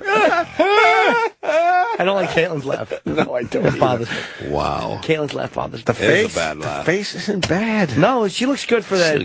As long as you don't hear the voice or look at the knobby right knee. Yeah, that Joe Klecko knee. The Joe Klecko. I did a lot of manly things as a man knee. Yeah. I think that throws you off. Yeah, it does. You're at dinner. You're trying to have an open mind. You put your left hand on that giant fucked up right knee. Yeah, it's like kissing down a girl's stomach and you see a Navy SEAL tattoo. You're like, oh no. Oh, nerds. I'm on pumps. Your Jimmy Choos and a big Joe Klecko knee. I don't know. I tell you, the laugh bothers me. But yeah, they're right. The face is not bad. The young girl is kind of cute. Oh, the young girl's hot. I knew she was going to be the hottest from years back. Yeah, you think? I think so. Look at that knee. I just tried like that. Look at that Oh knee. my God! Wow. Yeah, you got to fix that. talk about Wow. Pistol That knee hit a bunch of hurdles. Yeah. Holy of mackerel! hurdles. That's not a good set of gams. She's got Jesse Owens' knee. I like Joe Klecko. That's my favorite. Oh my God! You gotta understand fun to Joe say. Klecko, man. Joe Klecko was a mess by the end. He is yeah. That's a giant knee. But then the left one, you would Lot of swear surgery. the left leg is a female leg, right? An older Could be. female Some of leg. them girls got nice. Some of them got nice legs like girls. His name's Michael, like yours. Q&A when Nick Nolte wants to fuck all the trannies. That's so great. Oh, that one on the end has got some nice legs. Yeah, that one looked like a woman's knee. But this one looked like fucking, Yeah, looks like a knobby. Nancy Kerrigan. Oh my God, that's Why me? Why me? And Why then- not you, bitch? And then Tanya Hardy answered, because my pussy hurts from Jeff Galooly wrecking it. The cock on that guy? Galooly. That was his name, Jeff Galooly. Yes, He yeah. taught her pussy a lesson. That's what he picked and hit Kerrigan's leg with, his giant dick. Did you ever see the porn? I did. That's how I knew what Jeff I never Galooly saw it. I penis just heard. looked like. It was awful, wasn't it? A little rough. Yeah, but you know what? Pull it up. Yeah, it was a little rough. Pull it up, nigga. That's what, oh my, did you I've say never that? been I called thought so. that. Okay, thank God. Well, you'll certainly from now on, that's your new nickname. Better than what you're usually called. Wait, what? I brought it to the table. Pull up that, what's her name? Nancy Tanya Hardy, yes. And then you got, it was a little rough this morning. I know it's rough. People said it was rough. This porn is a rough one. I don't mind a little dirt, but there's a lot. What do you mean dirt? A little bit of a mess. I don't like it at all. I'm not a huge fan of the polished porn where everything is just fucking perfect. Oh, that's how they did it?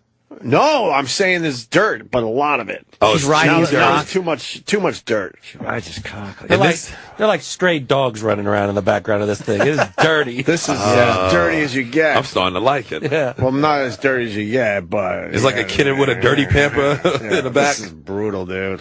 I didn't like this one. Damn, I can't wait to. Will you stop fucking building and come on the screens? I don't know what's happening with our computer. The computer's rejecting this video tape. It's being too dirty. Tanya Harding is It's a saying mess. this video has a virus. She's been on the show before? She's been in here? No, we've never met her. I don't think so. I try a different. I've never met her. I can only speak for me. What happened? Yeah, I see. We're getting it? It's Eric's loading. Ooh. We, What would you guys call it? She really took a beating, too. Justin, how does your face look so good and clean and young? Eric's loading. Oh, my God. That stuff really works. You should try it. Everyone's talking about the Trump thing, and Trump was on Morning Joe, and he said, just to update the story, my Muslim friends agree with me. He always says people agree with him. Yeah. He's got to say that. He also He'll bring said, up, too. What else did he say? He also said on Morning Joe he would waive the Muslim ban for world leaders visiting. Yeah. Oh, that's cool. That would be nice. He wouldn't apply it to presidents and prime ministers. Oh, good for him. I mean, that would be unreasonable. That's nice of him. That's cool. Man. What about musicians?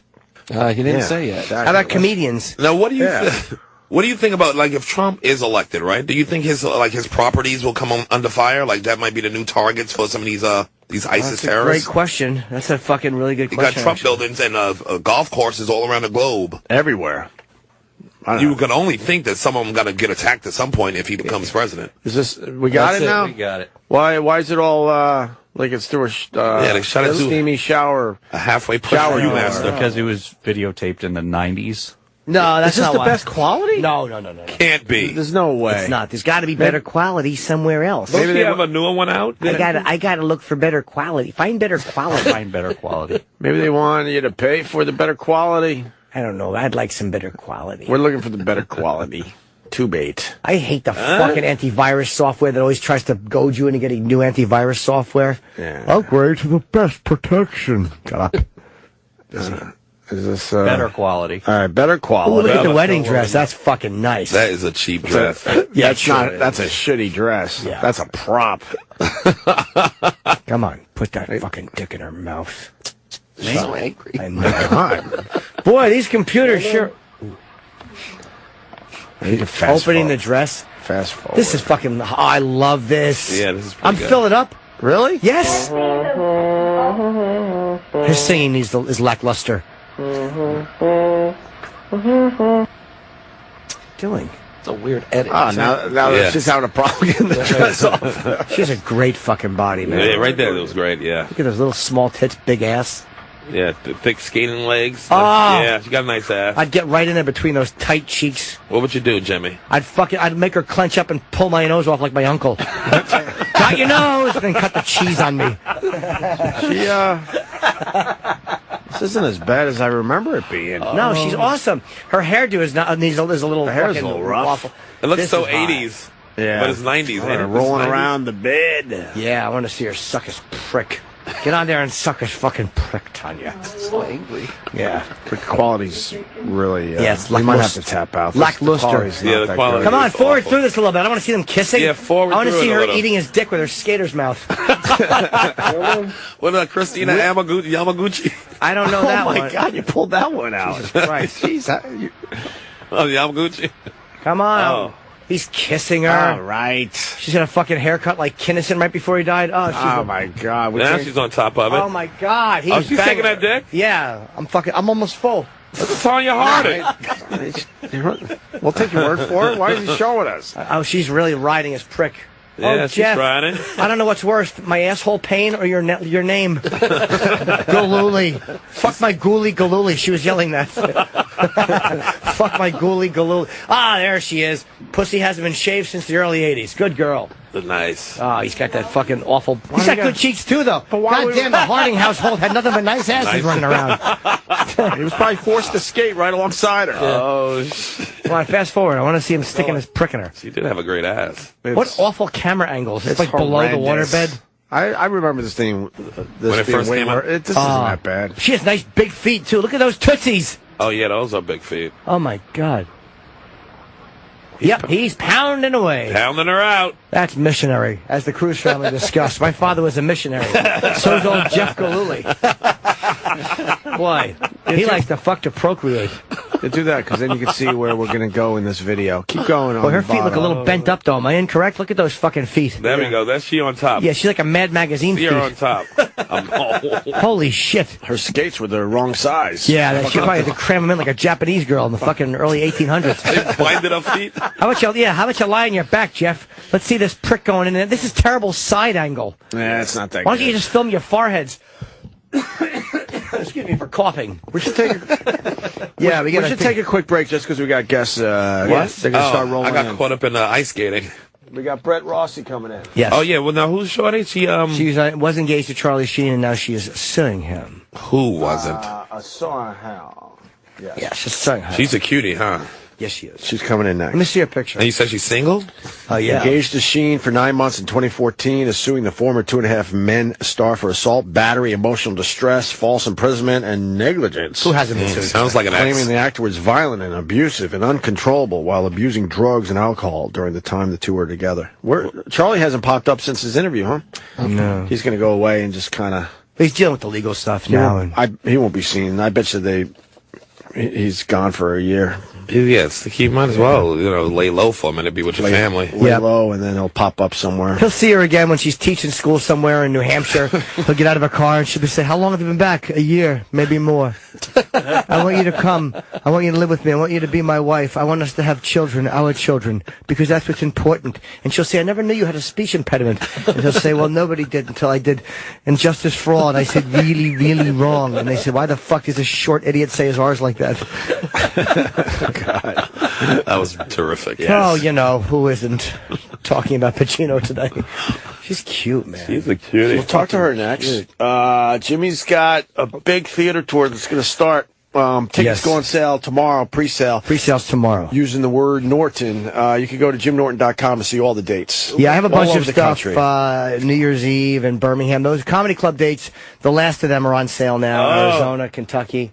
But go tomorrow, the pre-sales tomorrow morning, for all of my theater tour dates.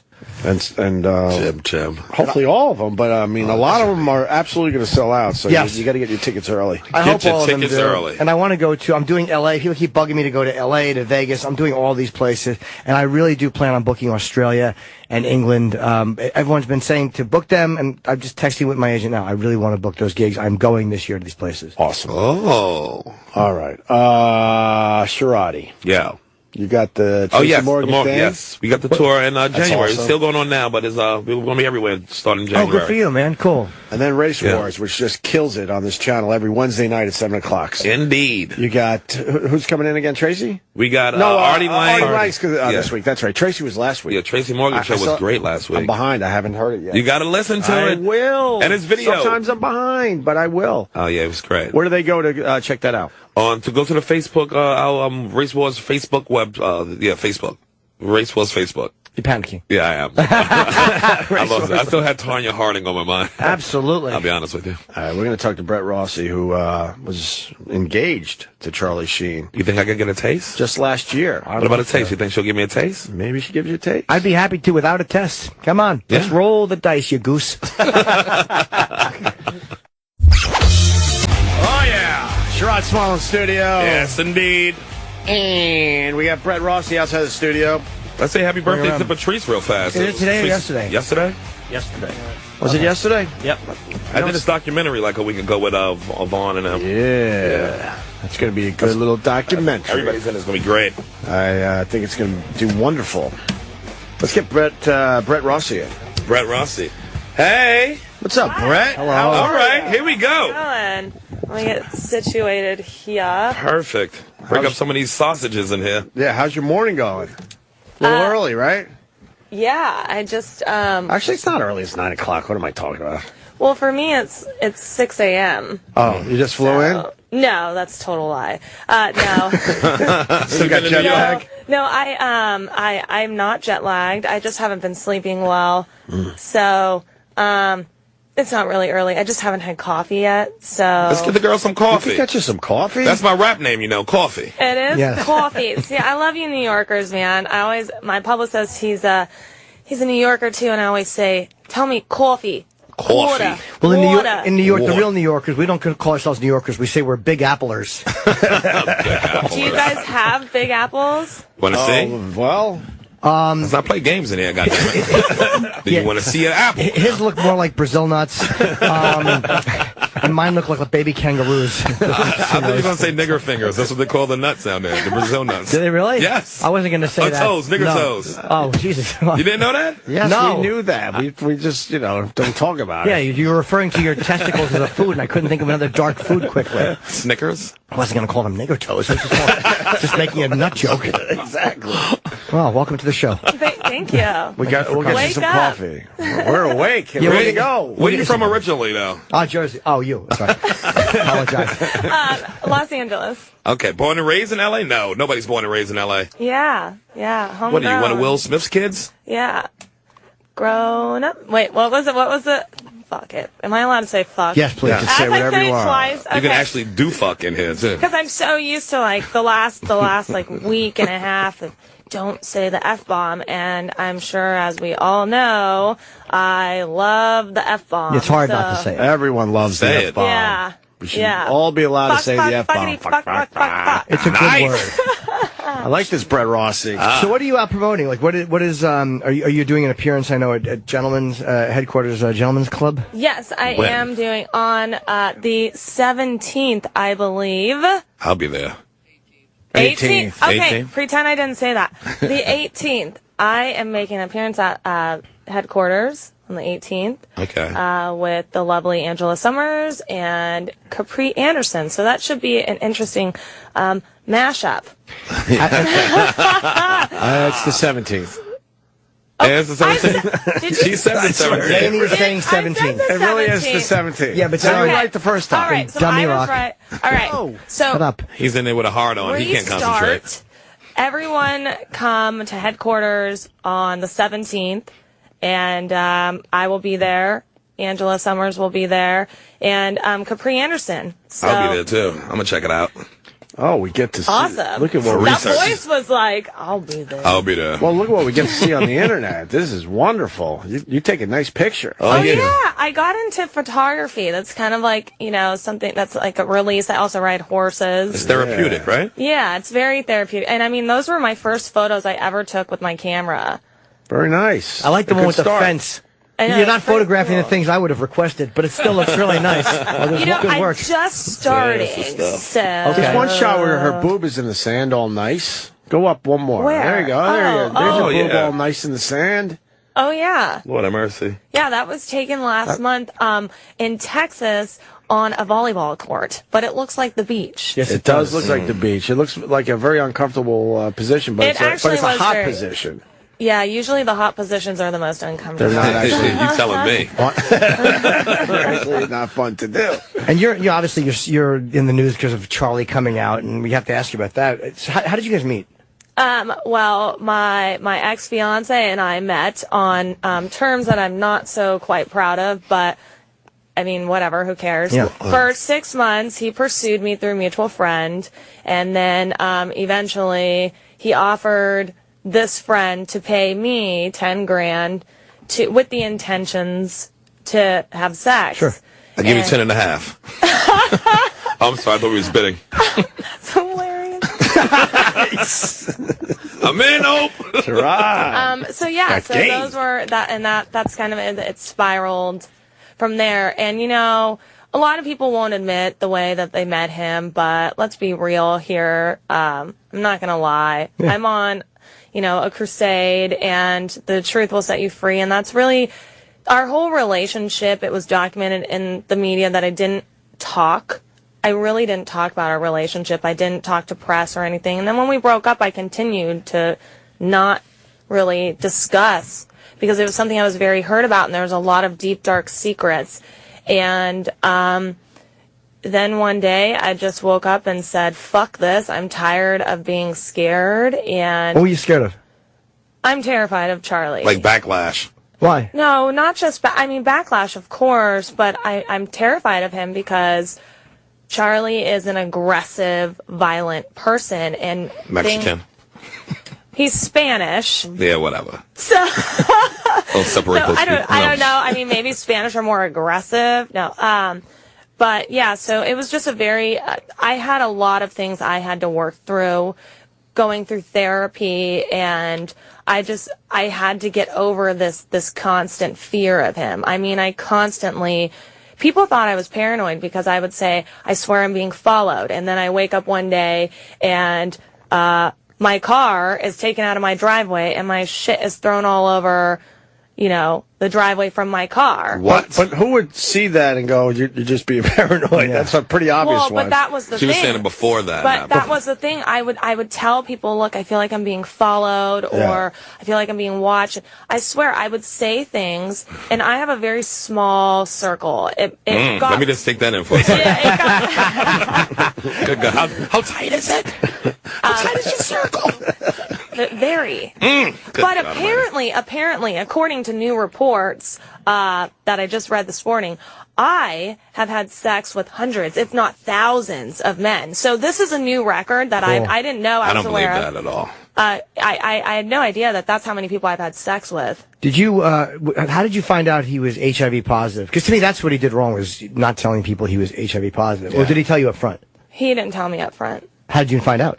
It was a few months in. I was organizing our medicine cabinet. Going through his shit. Go ahead. No, we lived together. Oh, did you? Yeah, we lived together. So we were already discussing marriage at this point and whatever. So why wouldn't he tell you if y'all live together? Okay, go ahead. I'm sorry. Yeah. Oh, that really makes me angry. It's fascinating.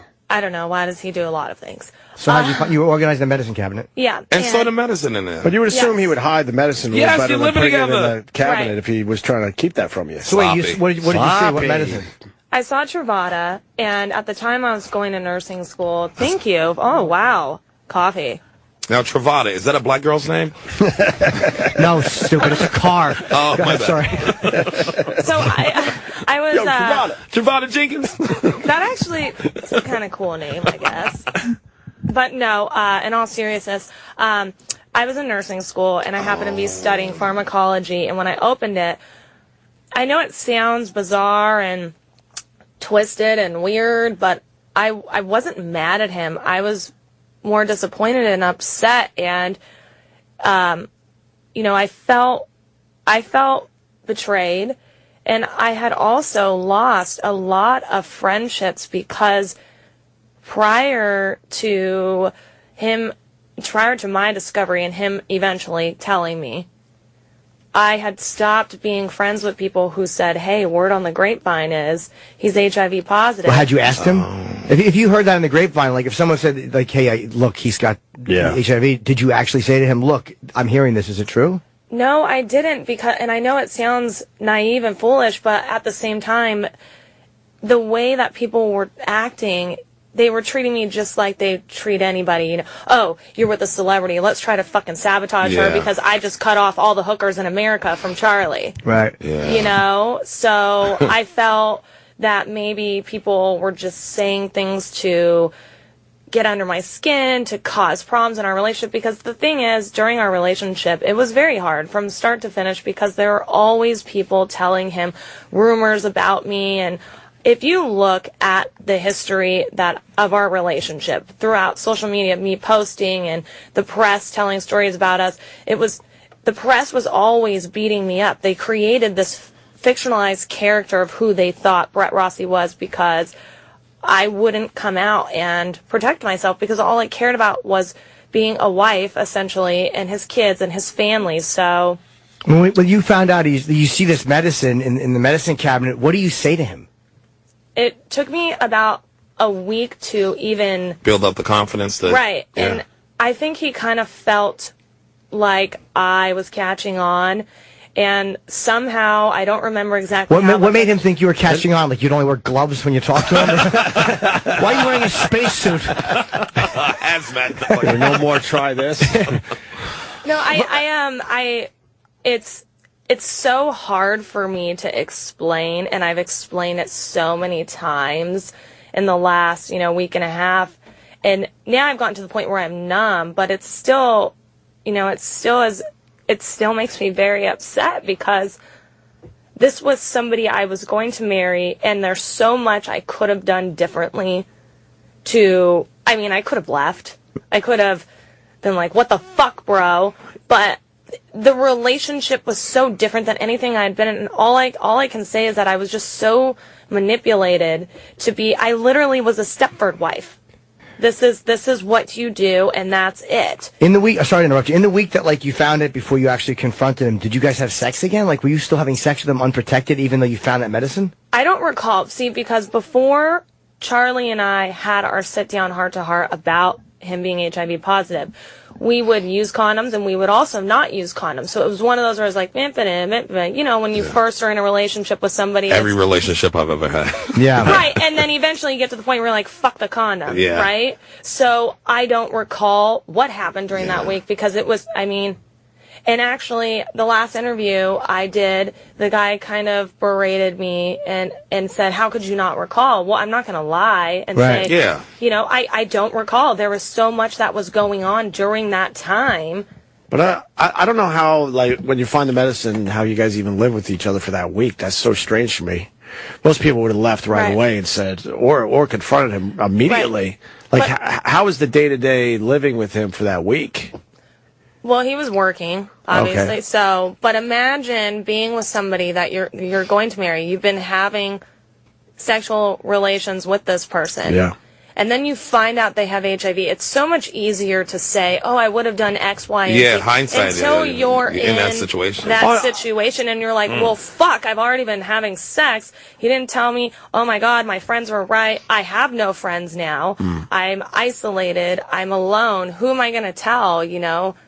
Security, his payroll, the people on his payroll, and then, know what I mean? I know it's so weird and hard to comprehend. It just shows a lot of self-control that you're able to hold that back for a week and try to figure out, because I think most women would be marching into the living room with that pill bottle going, what is this? Yeah, you figured there would have been look what I found, Buster. But but plus you care for the person too, so you don't want to make them feel she's still cared for. I'm not even questioning you. It's just I'm just trying to. I understand. I'm trying to wrap my head around it because it's so hard to, hold back any info that you come upon. Well, I immediately went into research mode because this was somebody I was going to marry. So I'm not going to lie, I was embarrassed for him. That's a quick Google though. Putting that word in Google and oh boy. Right. Oh boy. But I wanted to end of research.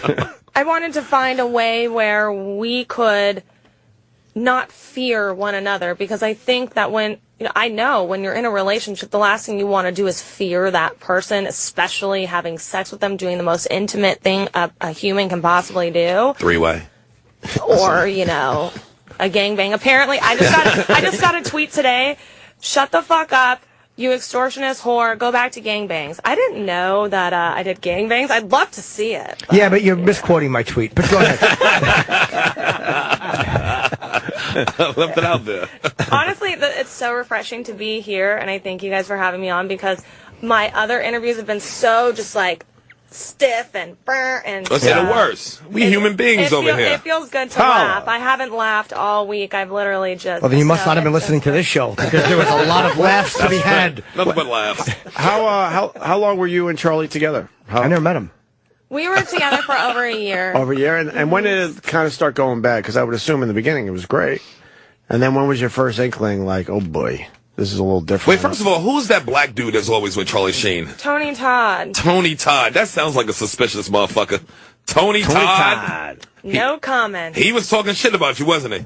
I know he was. He looked like a shit-talking face. I can say whatever I want. You know what's funny? Who is Tony Todd? His black best friend. No, I know, but is he a security guy? Or no, is he... I've never told this story, but you guys are going to hear this story. Here we go. Here we go, Tony Todd. So, Tony Todd is Charlie's best friend of 30 years. Mm-hmm. He seems like a real stand-up guy. Great-looking guy, whatever, right? Well, Charlie and Tony stopped being friends about a month before we broke up.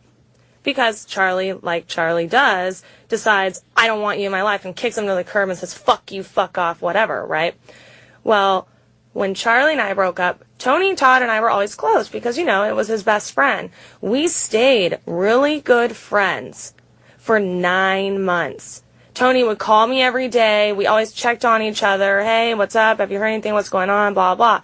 Then, all of a sudden, Tony, Todd, and Charlie are friends again out of nowhere. And Charlie, he don't fuck with you no more. And then Tony Todd was the one who advised me to get an attorney. But then, oh, it gets worse. So then when him and Charlie become friends again, he fucks me off like I don't exist and starts talking shit to everyone, finds out about my lawsuit, and starts going around saying all this terrible shit about me when in actuality, Tony Todd, Charlie Sheen's best friend, was the one who advised me to get an attorney. I knew he was What sneaky. did he want you to sue for? I know a sneaky face when I Because see it. Tony Todd witnessed what Charlie did to me. Tony is one of the many witnesses, and he is the first witness that I have called out. But you know what? Waking up this morning and reading the response of my ex to my lawsuit, you know, saying the things he said, guess what? You wanna say that I'm lying? Let me start calling out the witnesses. Subpoenas. Well, what is it that he did that you're like this guy saw? Oh, I know some awfulness. Charlie was extremely abusive to me, physically, emotionally. He hit you? Yes. Any marks? Any evidence? Yes. I have photos of when he choked me out to the point I almost lost consciousness. I have to ask this question, though. You're going to ask a sexual question? Yes. Yeah, me too. Because people have rough sex. That's a fair question. Like, how can you prove that it wasn't? And I'm not saying I don't believe you, but they're going to say, how can you prove it wasn't just like? Because I've had girls ask me to choke them. I guess it beats looking at me. But how can you prove that wasn't a? That's a great question. I can prove it because there were two people, one security guard that was sitting in the security room when I came running out after he did it. And our chef was in the back, and she heard my screaming. Okay. Wow. So, you know... Why was he choking you? Do you remember? Charlie and I got in an altercation because I came home from Kirsten Price, her baby shower. I don't know, she's a porn star. Okay. Came home from her baby shower, and Charlie was sitting at the table, and he was upset about something. And I kept asking him what was wrong, and he said, "Don't poke the bear." And that was his saying to me to basically back off. And I'm a curious person, and I don't ever intend to upset somebody, but I wanted to know what I did wrong. Yeah. I said, "What's wrong?" And he said, "Don't fucking poke the bear. Stop it." And so I went to lean over to, like, do this to him. And I was... She grabbed my neck. I went to lean over to, you know, to grab his arm gently and say, "Babe, like, what is going on? Like, what is wrong with you?" Right. And he got up and he flipped out and he slammed me against the wall and he started choking me. What? And he slammed me on the ground, and it was just, there's a lot of deep, dark details that I have yet to even say out loud. And I seem like I'm being strong now, but it has been an extremely rough ride the last 2 years of my life. I can only imagine. Now, how bad was the verbal abuse? Was it worse than the physical? Was it every day? I think the verbal abuse was definitely coming from somebody who I was abused my entire relationship with him. I feel that the verbal abuse has really affected me the most. I believe that. I mean, I in the beginning, the reason why I was attracted to him, because he accepted me for all my skeletons. He knew everything about me. He was the first person I had ever been with that I had no secrets. And then I'll be the second. She's a person. Making me blush over here. You know what? I need a relationship. Like, I need a gunshot to the head. Well, okay? it would be a relationship. I can provide both of those things. Hey, there's also the abortion, which I think is really, not to say interesting, but just very depressing. You got pregnant and you wanted to have it, or he wanted you to have it? Charlie and I continuously discussed about he wanted one more child. And he was adamant that we have this child after he was done filming Anger Management. Mm-hmm. And we discussed, if we have a girl, we're going to name her Charlie. And so this wasn't just something like, oops, I got pregnant. we had discussed having children. Did you want to name your daughter Charlie?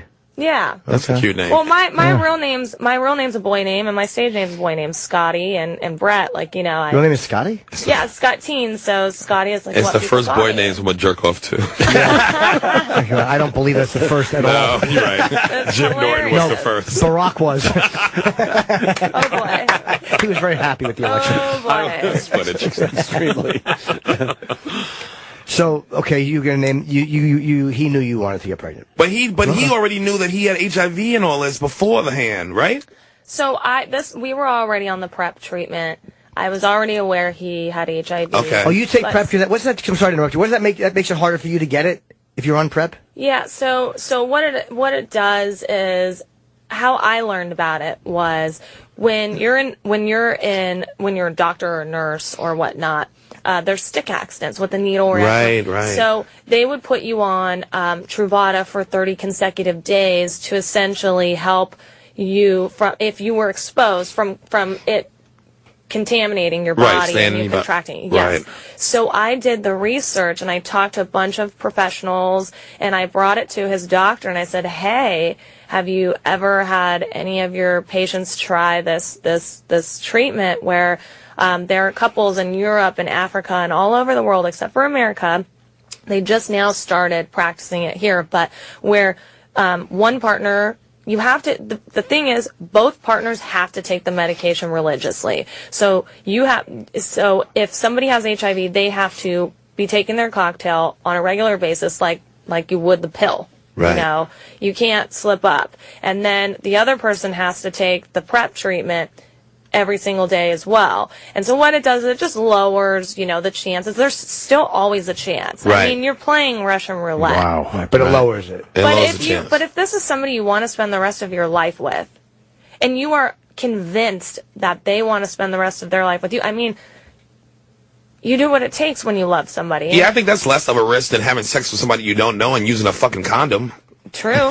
I mean, hold on. Let me just talk to Dr. Small on the worst bit of medical advice I've ever heard. No, I'm saying a condom is not 100%. So that is true. No. And you don't know this person from Adam. I've had condoms. Right. There's nothing worse than a condom breaking, and there I am leaking out of my hiney. All right, long story. I'm kidding. He's a milk shitter. I'm kidding. I'm joking. I never asked them to cover up. Oh, Jim, you're kidding on top of kidding. It's a joke fest. If you ain't willing to die for it, you ain't don't want that ass. I've heard that before. Was he being abusive during this period of time too? Yes. And you still wanted to have a kid with him? yes. Okay. And It's very girls. Look, yeah. It's the whole thing is really confusing. Yeah, that's to a good me. question. You must have really loved him and was hoping he was going to turn around. I didn't must love him. I did love Right. him. Well, yeah, sure. And the thing is when you're in an abusive relationship with an addict. Yeah. So an abusive relationship in general is very hard to understand unless you've been there.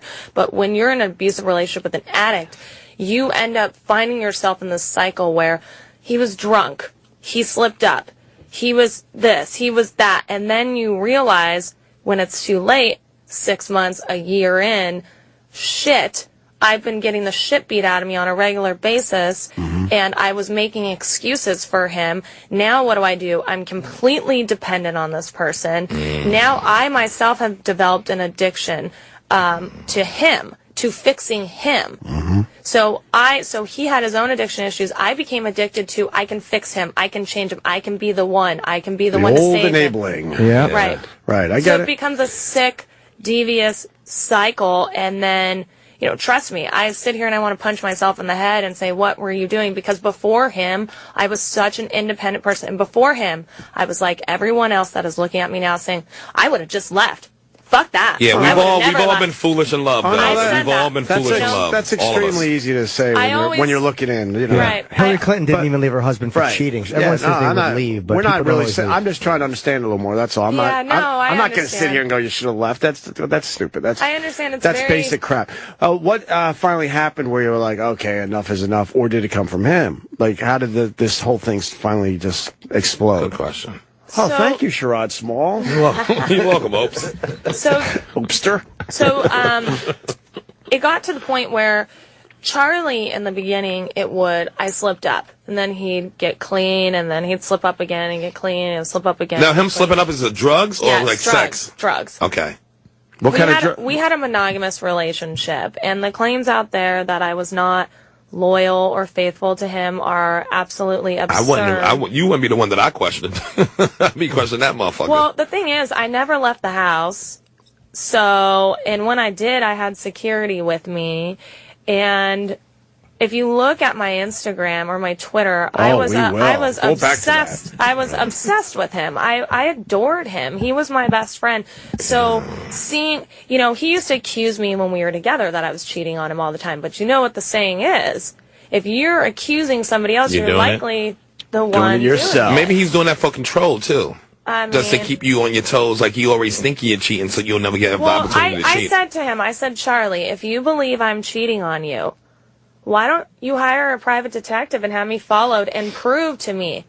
If you think that I'm cheating on you, show me the proof. I used to be like, here's my phone. Look at it. I have nothing to hide. And same with now. I have nothing to hide. But unfortunately, people have issues with those who have truthful platforms because people are intimidated by the truth. Welcome to my life, baby girl. Welcome to Sherrod's life. You have an ex-husband. Can you talk? Is that true? What you're alleging? Yes. That he. What did he do with your ex-husband? So, Charlie and I used to, once again, he was accusing me of still sleeping with my ex-husband, whom I hadn't seen in 2 years, by the way. Right. The reason why it took forever for our divorce proceedings is we didn't use attorneys. We were civil. It was basically, I was young. I didn't want to be in this marriage anymore. We were just literally roommates who slept in different rooms. We hadn't had sex the last 3 years of our relationship, my ex-husband and I. That's marriage, all right. I would explain, right. So I would explain to Charlie, look, there is nothing there. I mean, I guess it was hard for Charlie to comprehend because he has such, volatile relationships with his exes that he couldn't comprehend being civil with an ex. I mean, he just couldn't understand it. So Charlie would get extremely mad at me. He'd corner me. There was a physical altercation. Did he ever offer to pay for an apartment for you? I'm sure he could have. Like, instead of having you live with your ex, didn't he just say, like, all right, I'll put you up in an apartment? I didn't live with my ex. I lived with Charlie at the time. Okay. That's what's so crazy. Oh, you were just civil. Okay, sorry. Yeah, I mean, I lived with Charlie. I hadn't seen my ex-husband in about 2 years, so I wasn't quite sure where he was getting this from. I'm sure people were feeding it to him, the same people who were trying to destroy our relationship on a regular basis. Who knows? I'm throwing names out there. I got nothing to lose, though. But yeah, so I found he had told me what he wanted to do to my ex-husband. Which was what was that? He had told me that he wanted to kill my ex-husband. Murder! But this is not a laughing matter, so you can't make me laugh. Wait, did he just want to kill your ex-husband, or did he want to take action? No, he wanted to take. At first, when he told me, I just thought, whatever. It's just Charlie being upset. I mean, you guys have seen the rants. I figured it was just. We've him. gone on them. I mean, everybody has had those stupid moments where you're irrationally mad. Right. Awkward. So I didn't take him serious until a week later. I saw the text messages between him and a friend of his, who is also another name that I will not pull out yet. Emilio? But no, not Emilio. I just like it's another celebrity. Ooh. Another celebrity. White dude, too. No. Black dude. Got an answer. Well, I'll tell you the problem with Charlie. It's the company he keeps. Alfonso Rivera. So what happened? You saw text messages? I saw the text messages of him essentially trying to coordinate a hit. On your ex-husband? On my ex-husband. Whoa. How was he trying to coordinate? They were discussing. He was talking to a rapper? No. Well, how was he trying to get it done? So they were discussing how they were going to find him, and Charlie was stating, can you help me out? I have this problem. I want her ex-husband gone, et cetera, et cetera. I can't quote verbatim because obviously I don't remember verbatim. And did you screen cap? Because we have to say it's very alleged. I mean, is there any screen caps or whatever, or did you take a picture of it? So that's where I'm getting. Sorry. So I text messaged that person. I said, if anything happens to my ex-husband, there's blood on your hands, and I know that you had something to do with it. Charlie came in 5 minutes later, and we got in a huge fight, and he attacked me, and he told me that if I said anything, if anything got back to him, he would tell the police that I was the one who coordinated it, and that I would rot in jail because he has all the money and the power. So then, it gets better. A week later, my ex-husband text messages me a photo from his security cameras at 11:30 at night in Southern California of a guy with a ski mask, gloves, and a box of what looked like there was some type of weapon in there. And he was not expecting a package at 11:30 at night. And he was asking me, what the fuck is this? So what? Do you have the photo? I do have the photo. Can we see it? It's on my cell phone. Oh, I'd love it. Where's your? Yes, I would love to see that photo. Yeah, let's get the cell phone. That's real OJ-ish type of shit. Yeah, that is I'll show you guys it, but don't put it on. Don't put it on air. But I'll show you the photo. It was very disturbing, and it was. The thing is, what people don't understand is the life I was in. By me telling everyone, they look at me like I'm fucking crazy. Like, there's no way this is straight out of a movie. There's the life I was in. I even would look in the mirror and say, "Holy shit." This is some Pulp Fiction shit. Right. Because when you're dealing with like big money and shit like that, and that's what people don't understand. Big money and power. There is shit that I even wish I didn't see. I mean, there is a lot of things that went on that people don't understand. I mean, I was exposed to things that I didn't even know existed, and it was just the access and the power and how fast and quickly things moved. It's hard for... Like, give us an example. I got to have an example of what you saw that you just can't believe. Somebody trying to put a hit on my ex-husband. Okay, other than that, make it sexier. That's a big one. Make it sexier? No, I'm saying like you saw a lot of things. Yeah, maybe another around example. these rich people that you never thought you imagined that you would see. Like, other than the hit on your husband, like what other things did you see? Yeah. Well, a great example. I mean, I'm not going to talk about, the other things that I should say for my legal team to discuss, but a great example would be if you wanted something that there was only one in the world of. Yeah. You snap your fingers and tomorrow it's you have it.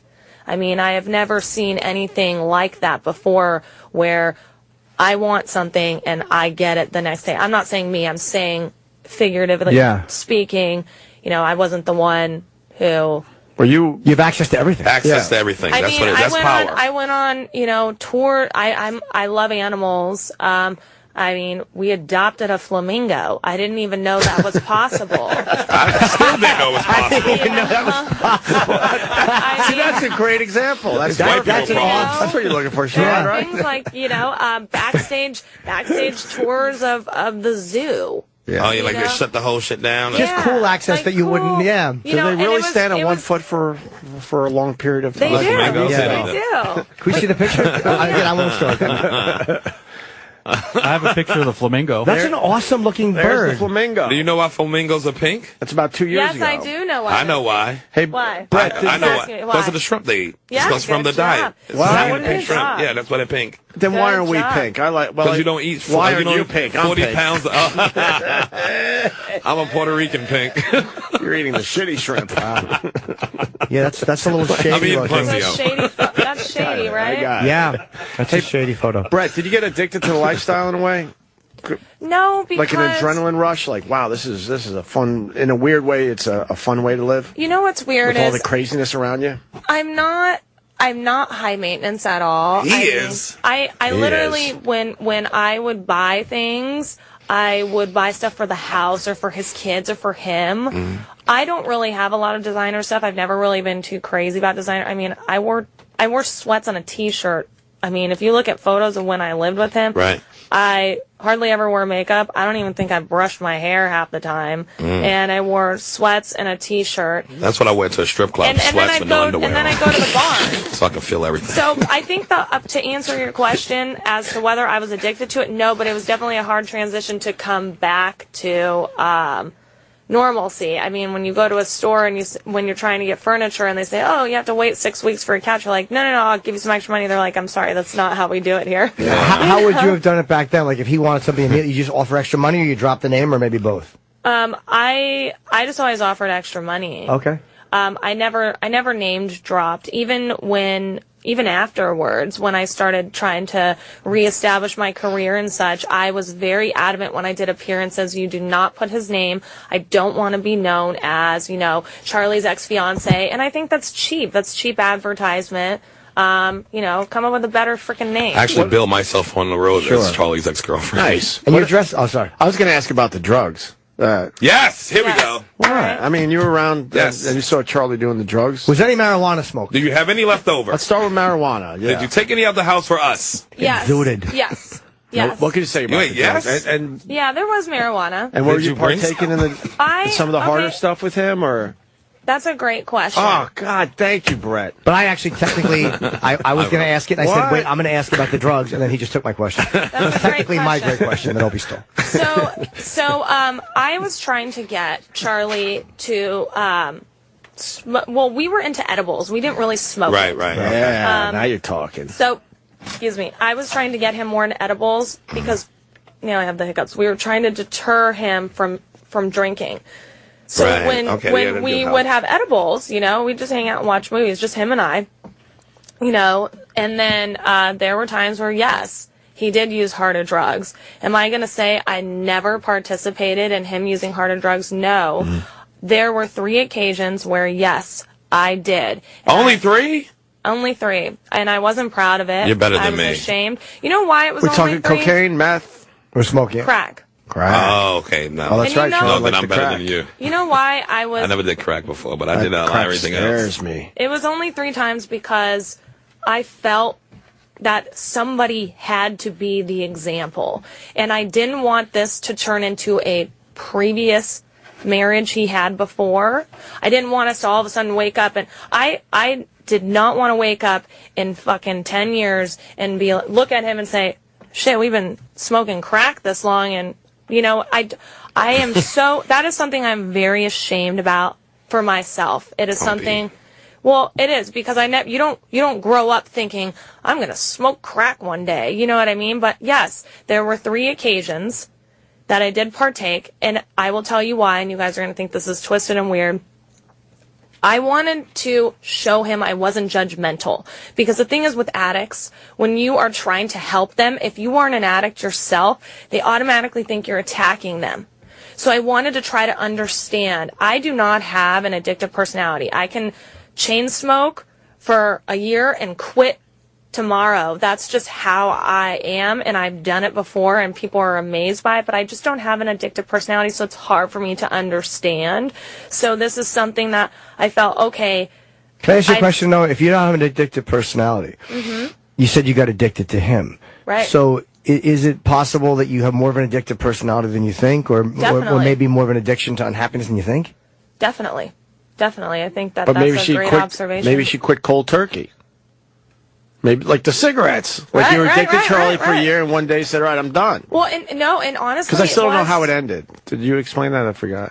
So, Charlie and I had gotten in a huge fight, and for the first time, I stood up for myself, and I said some things that I'm not proud of. You called him a nigger? No, I would never use that term. No, that's a good one. That's a good one. I mean, you shouldn't. Sorry, you're right. I apologize. No, I said some things that I wasn't proud of, but they were stemmed from anger with his relapse. Okay. And they were stemmed from frustration of all this. I think by the end of our relationship, Charlie and I both knew this relationship became so toxic. We were about to get married. We didn't know how to get out. I think both of us wanted out, but we were stuck. So he went to work one day and gave me a hug and a kiss goodbye, said, when I get home, we'll watch a movie. I went to UCB, this acting school. Sure. Yeah. And came home, texted him around 5, told him I was going to make dinner, asked him what he wanted. And then I didn't hear anything from him, which is weird because if I'm not on set with him, we were in contact. And I know we had gotten in a fight and we were trying to mend the bridge, but this was different than any other time. And then he text messaged me at 8 o'clock and said a bunch of awful things and basically said he was done. And I didn't answer him because I felt I'm your fiance. We are acting as husband and wife. We lived as husband and wife. We made decisions as a husband and wife would. I mean, my last name was Sheen.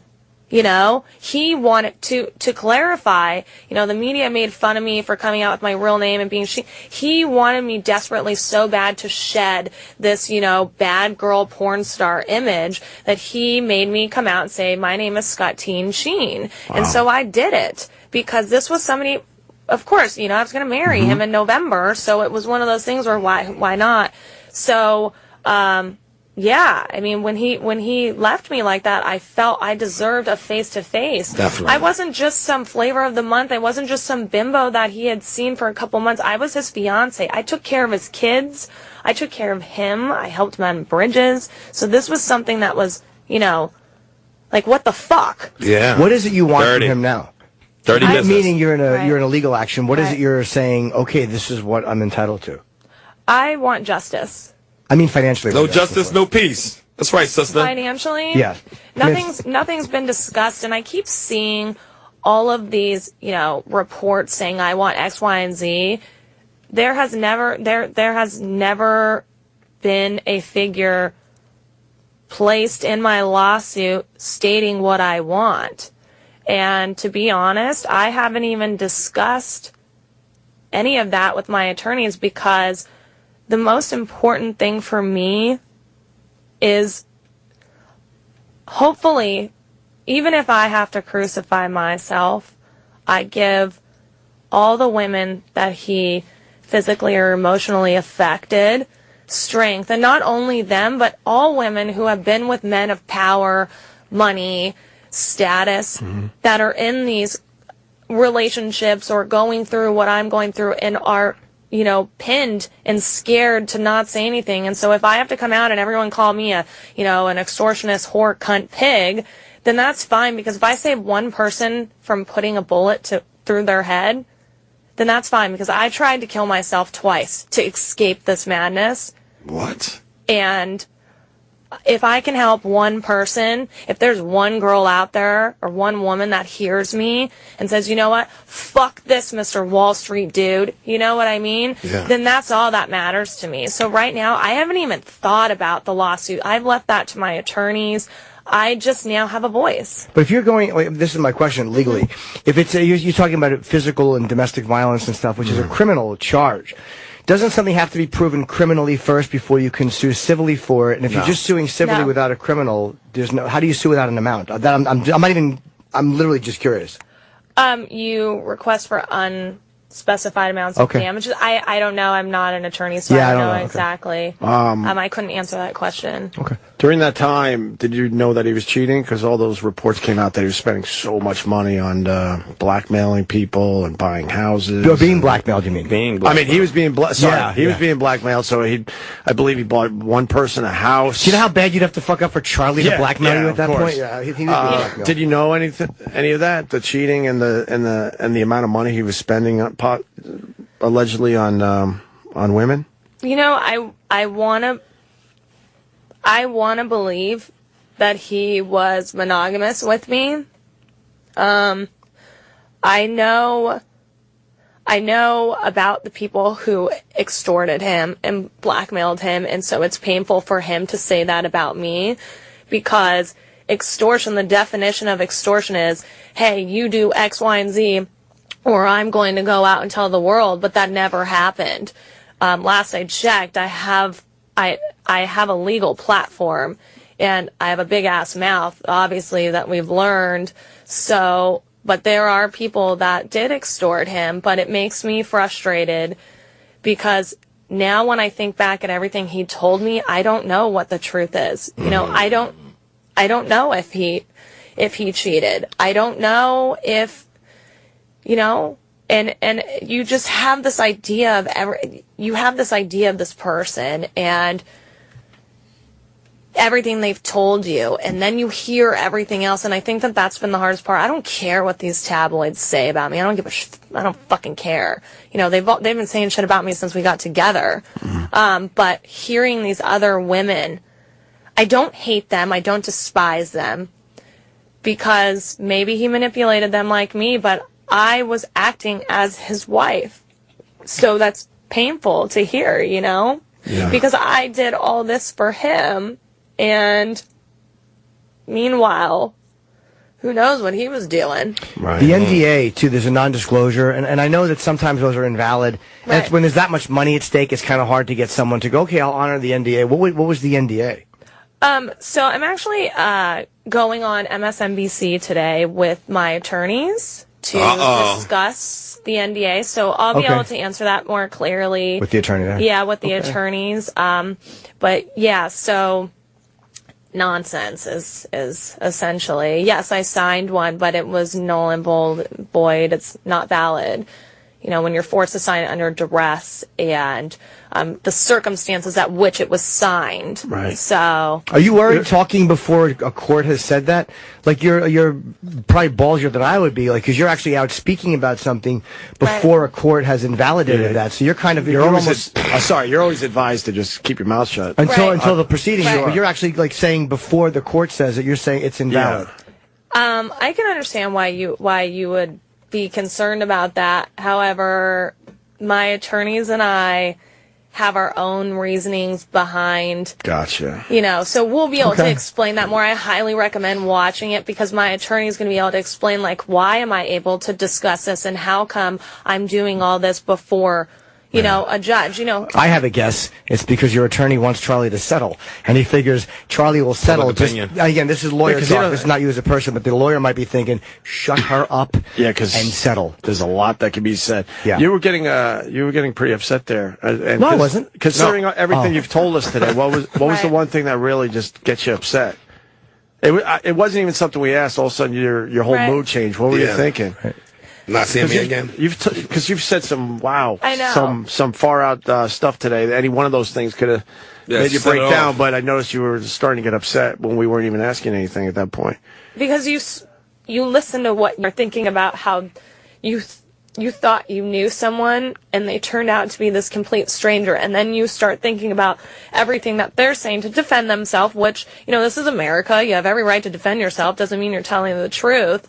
But it's just so frustrating because our entire course of the relationship, I was always accused of doing something I wasn't doing.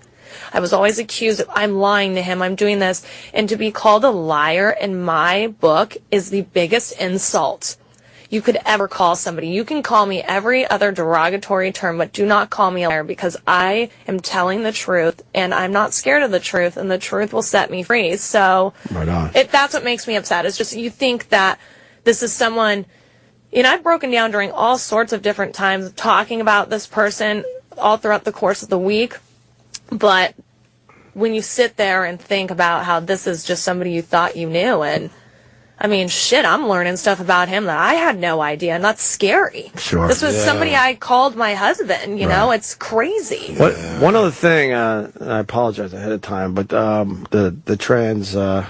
the transsexual. Yes, I love them. We've talked about this. Oh, sorry. Go ahead. What do you know about that? Wait, what is it? What do you think? There's claims that Charlie was with some transsexuals, some trannies. Yeah. So what? During our time, I'm not saying. I'm just saying. I like Sherrod's attitude. You remember that when Jim Norton's name pops up in the tabloids? You know what? During our time together, I look at it. I don't care if you're a tranny. I don't care. I'm sorry. That was not a nice term. That's their nigger. Politically correct. Sorry. I apologize to anyone out there listening. No, don't you? Transsexual. You know, I view transsexuals, women, men, all the same.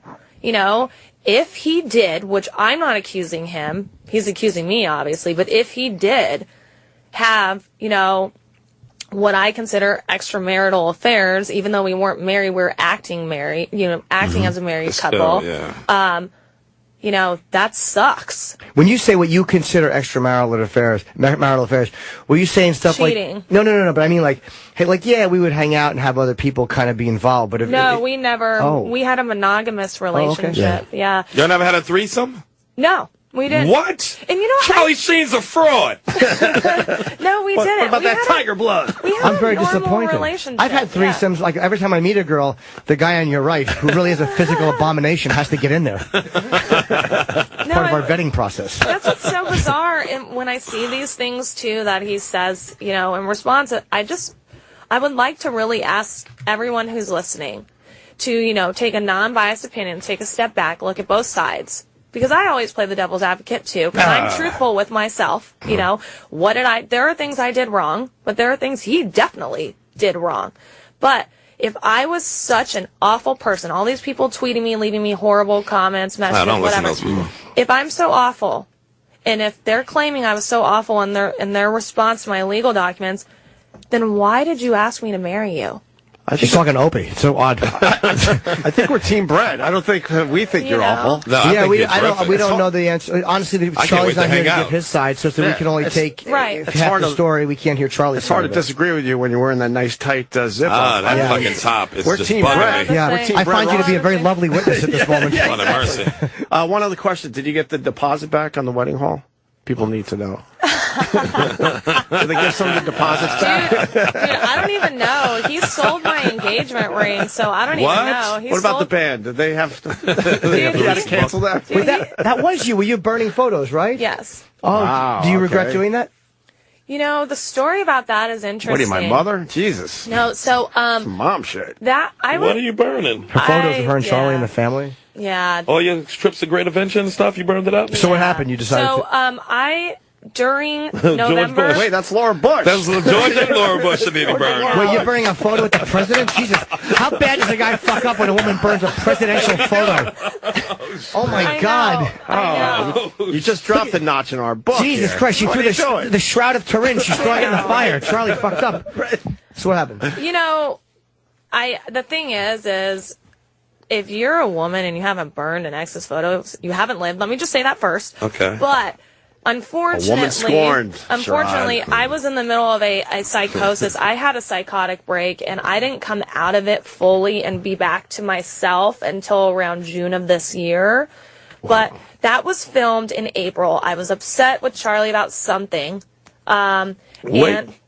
Yeah, that's our engagement book. Yeah. You burning everything. You had a real... What's this, waiting to exhale? It says Charlie and Scottine. Yeah, you really are. You're a white Angela Bassett. Well, you believe in the old scorched earth policy. You don't fuck around. Man. Yeah, so the problem is I was in the comfort of my own backyard, my own home. You like a crazy Kendra from Kendra on Top.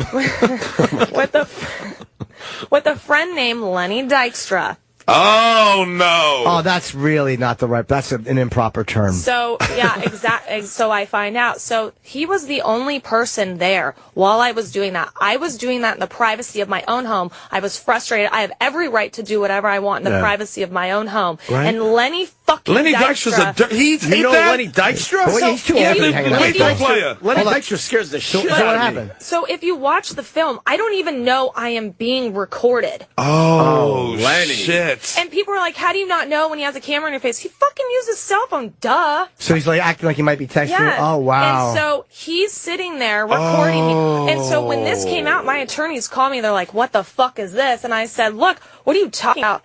It took weeks to watch this because I was so ashamed. I am in such a psychosis here. I don't even know what the fuck I'm doing. Looks like you're talking to the camera to be completely fair. I'm talking to him. She's talking to him. Okay. I thought you were doing this. Playing devil's advocate. What are you going to fucking... No, of course. Lenny Dykstra's a dirty... He's a dirty... Lenny scares me, man. I'm talking to Lenny. How do you know Lenny Dykstra? Yeah. Through Charlie. We were all friends. Oh, Charlie was friends with Lenny? That's some bad Is this the older Lenny or the younger Lenny? The older.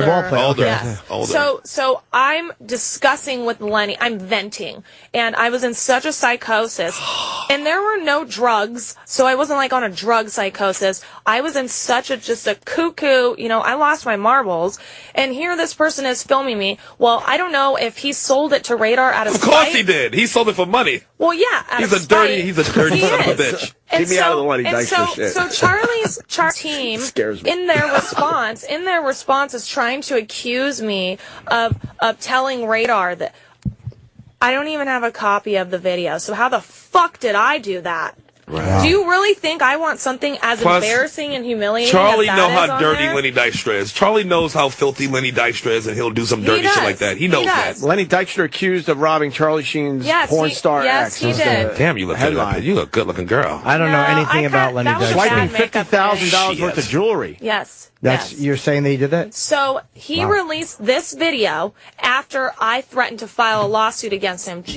After I threatened to file a lawsuit against him publicly, he released that tape to Radar. Oh, Lenny Dykstra? Yes. Don't you think that's a coincidence? He stole jewelry? Yes. He's such a... I'm going to go out on a limb on this one. We don't know the truth about that. We have to say that. I'm not me. I'm saying we have to say that, and I'm going to go out on a limb. And I think you got to pick better friends there. I do, definitely. Well, that's when you hang out with your man's boys. That's his man's boy. But just to put this out there, I know that there's going to be the Lenny Dykstra fans.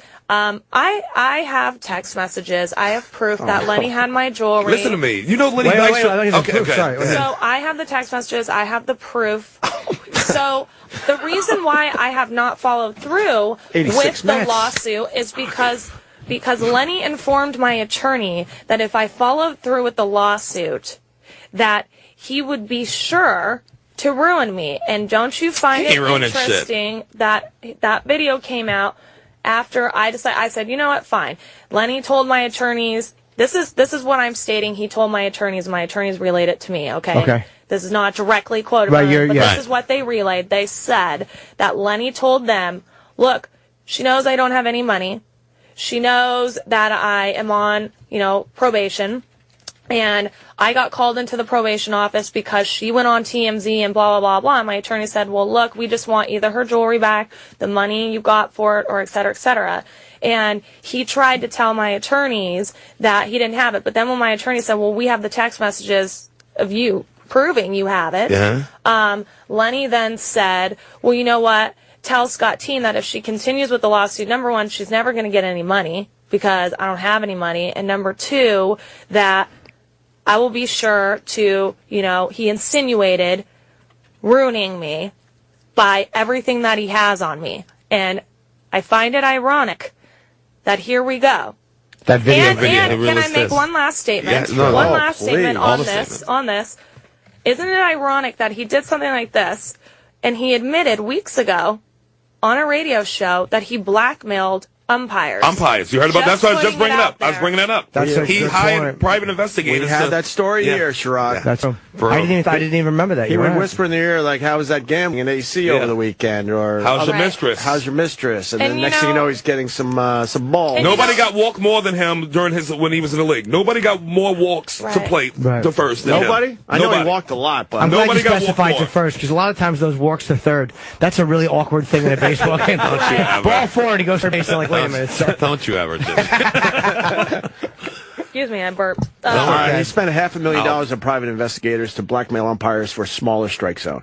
He said that on whose show? Colin Cowherd. Right, and who admits to something like A that? dirty, why dirty you would dude. admit to that stuff. Because he's proud of being a filthy animal. Now, and you know Nails. something? Okay, look. Loved nails Look, when he was playing. Everyone likes to say, well, didn't you expect, Charlie, you're going into this thing, and same with Lenny. Well, you should have.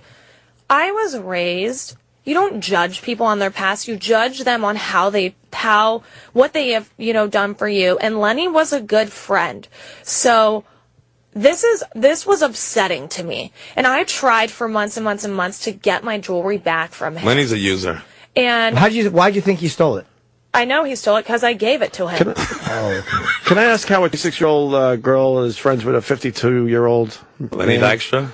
I know. Well, I don't mean to play the other side, but I know this is stuff people wonder up there. I apologize. I like Brett. Because think about it. I mean, Charlie was, 49, 50. Yeah. So you guys became friends through Charlie. Through Charlie. Right, Gotcha. right. And so... And continue being friends. And it's frustrating because there are so many times where I look back and I'm like, fuck, I was stupid. Trust me, I know. This guy has a past. Charlie had a past, but I do too.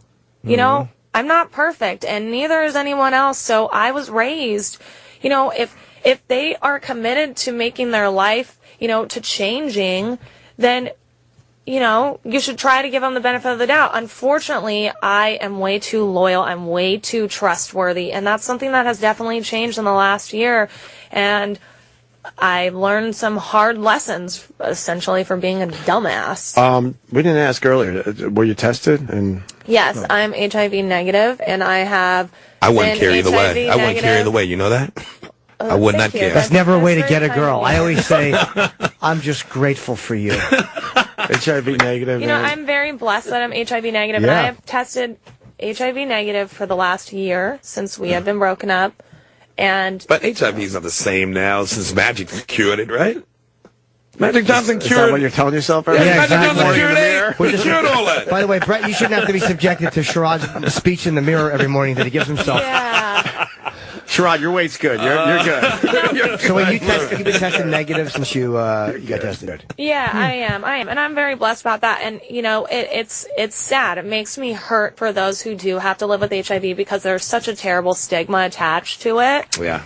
And it used to be worse, though. Let's be honest. Of course, but it's much better now. It's now more controllable. More controllable. Yeah. You can have a life, but I think you need to live responsibly. Sure, definitely. And the stuff coming down the pipe anyway. That'll be way worse than. How long you in the city? How long you in New York? I live here. Sorry. I'm very narcissistic. I'm leaving I tonight. gotta say, I think. Out of everything you've said today, the only thing I can't wrap my head around is the whole trying to get pregnant, knowing that he was HIV. Right. You can still do it. Cookie Johnson did it. I'm just saying. I mean, I appreciate that she was honest about that, but wow, that had to be But think about a scary proposition. If you're with somebody and you want to spend the rest of their you discuss having children and et cetera, Right. At the time I got pregnant, we weren't actively trying to get pregnant. Like, hey, let's practice. Yeah. We had discussed it, and I got pregnant. I'm not judging. I'm just saying. I'm like, wow, I can't. You knew he had HIV when you got pregnant. Yes, that's what I'm saying. That's you love that nigga. You love him. You love him, bitch. You love him. Say it. Say it. And you know what? I'm going to be honest. I love the person I thought I knew. Right. And I love the person I thought I knew.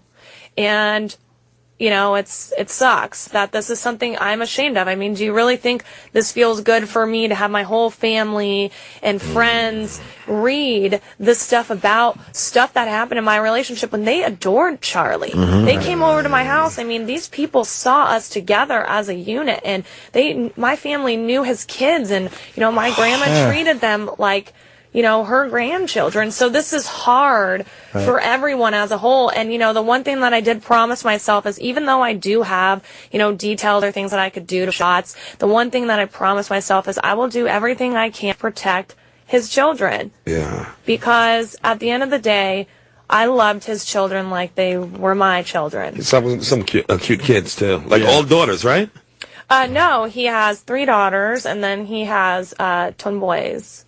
That's right. And sorry, there's so many, and we have people freaking outside because our next guest is I'm so fascinated by this. Why didn't you just say fucking and keep the kid and say this is what I want for myself? Because I had promised myself that I would never bring a child into this world that its father didn't want. You've been all my life. I also, trust me, it's something that I do regret. I have my days where sometimes I regret it and sometimes I don't.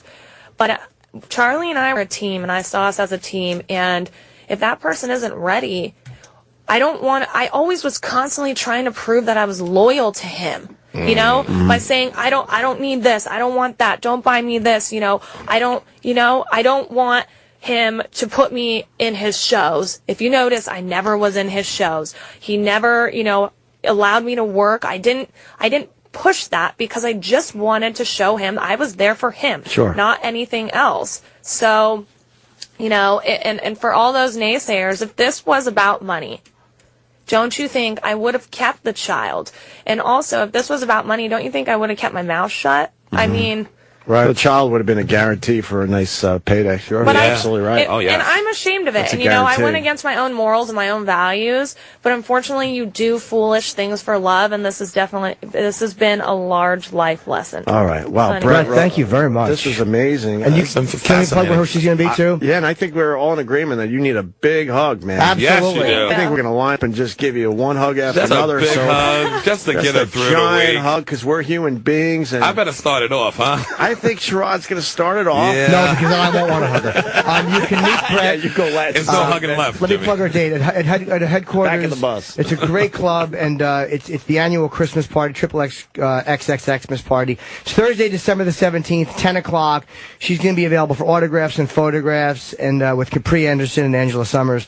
So for more information, go to, and we don't have any information, but I guess headquartersnyc.com is the site or something. I think just it's gonna, Google it. It's going to do very well. Where's Yeah, headquarters? you can go there and meet Brett. It's a great club on like 35th and 11th or something. Okay. I appreciate you being so open. Thank Headquarters NYC, and thank you so much, Brett. You know I love you. And none of us are judging in this room. We Nope. had Hell no. we had to ask some tough questions. Yeah. Just because we hear from these animals. Thank you for being open. Yeah, and, I'm such a Tony we'll have Todd our now. next guest in, and apologies to him for being a little bit behind. Yeah, we'll okay? figure it all out. Brett, thank you Thank so you much. so much for having me. I think I got to do a quick live read because we're so behind, right? Let's take a pic. Right now? Yeah. You guys take pics. You do your hugging. I'll join you in a minute.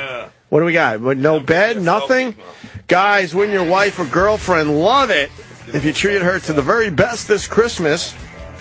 Well, you can. And you don't even have to go out of your way. We're talking about the world's softest pajamas, available exclusively at pajamagram.com. That's pajamagram.com.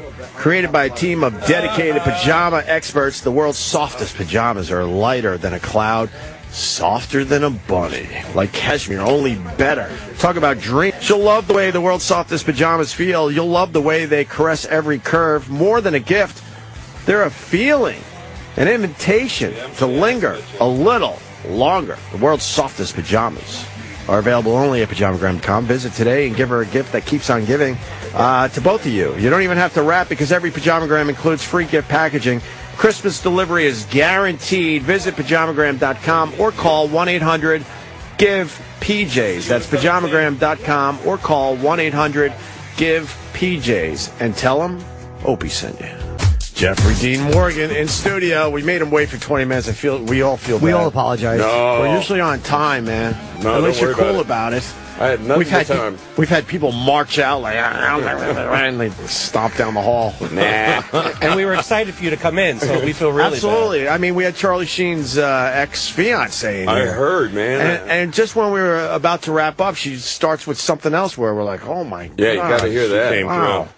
She's friends with Lenny Dykstra. You know anything about Lenny Dykstra? I do. Did she meet him through Charlie Sheen? Sheen? And, yes. And she's still friends with Lenny Dykstra? No, he stole stuff from her now. And stole jewelry. Allegedly. There's nothing you want less than your girlfriend being friends with your friends. That's the worst move you can make. as a Especially guy. if your friend is Lenny Dykstra. Because your Nails friends himself. Your friends are probably going to want to bang your girlfriend. I mean, I know my friends would try to bang my girlfriend if they let them be friends. I was hinting at that. I think Lenny Dykstra is friends with her because Trying to smash. She's not. He's not the best. Not too bad on the eyes. And Jeffrey, you pointed something out when we came in. We were talking about this casually, and the Burt Reynolds. What the hell did Burt Reynolds say about Charlie? About Yeah, I mean, I don't know. I read something on like Yahoo News this morning that he was doing some interview where he said that Charlie Sheen deserved to have HIV because of his crazy ways. Burt Reynolds sound like my grandfather. But didn't Burt Reynolds have some crazy ways? Burt Reynolds had some I don't know friggin' for sure, but I crazy feel like ways. he had some crazy And I'm ways sure he himself. had gonorrhea, the AIDS of his day, the HIV of his day. Hold on, We let don't me know throw if he had gonorrhea. Sherrod Stop Small into this legal quagmire. I have no idea if Burt Reynolds ever had gonorrhea. I would never make such a silly claim. If you that big of a star in the 70s, you had something. That's not not- HIV of your We day. understand what you're trying to say, but we have no idea. By the way, this is around the campfire law that you have with your friends when you're growing up. You're like, fuck it, dude. The cops gotta have the headlights on, and they can't give you a ticket. So you film in New York, which I didn't know. For some reason, Yeah, I'm I'm thinking doing you just... The Good Wife right now. So Season show's huge. Season 7. Season 7? Yeah. 7? Yeah. Wow. Yeah, it's been Where's around the a long time time. going? Right? That's kind of what I thought. I would have sworn it's like 3, maybe. Maybe I'll give it 4. Mr. Big's been on there since Sex and the City went off. Mr. Big. No, Mr. Biggs. I go off for what my girl knows. That's what I call him, by the way. You should. I see him in Central Park running sometime. It's great. He runs? Yeah, he runs. I've only seen him at the bar. Yeah. So. Does he own a bar? Does he own a place or something? I know that he holds court at a bar. I don't think he owns it. Okay, he may. I don't know. Yeah. I don't know him well enough to know if he owns a bar, but I know that I have drinks with him a couple times. And I saw you in a great movie. You were trying to save your sick daughter. Needed an operation. Heist. There you go. I know your career, baby. Heist, that's right. Sick daughter needed that. Bobby De Niro. That was great. You're allowed to say Bobby, you son of a bitch. That's what people who know him call him. I know. We can only say Bob. He can say Bob. Did he say "Call me Bobby"? When Yeah, he did. Call me Bob. Yeah.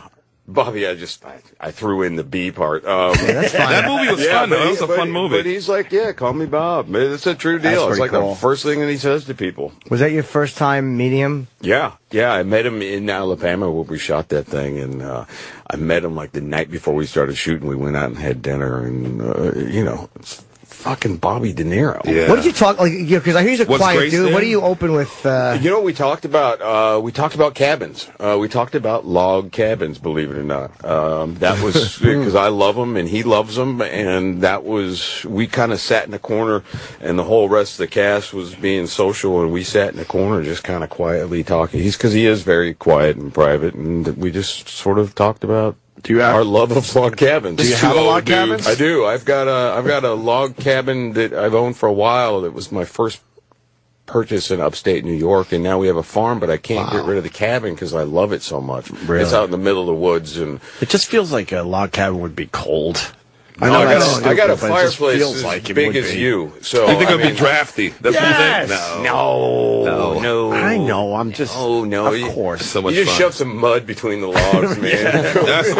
I'm thinking old school log cabin. Yeah, you're thinking like a take down your own shack. You take down your own trees. Yes, you and Ted Kaczynski because you got the beard.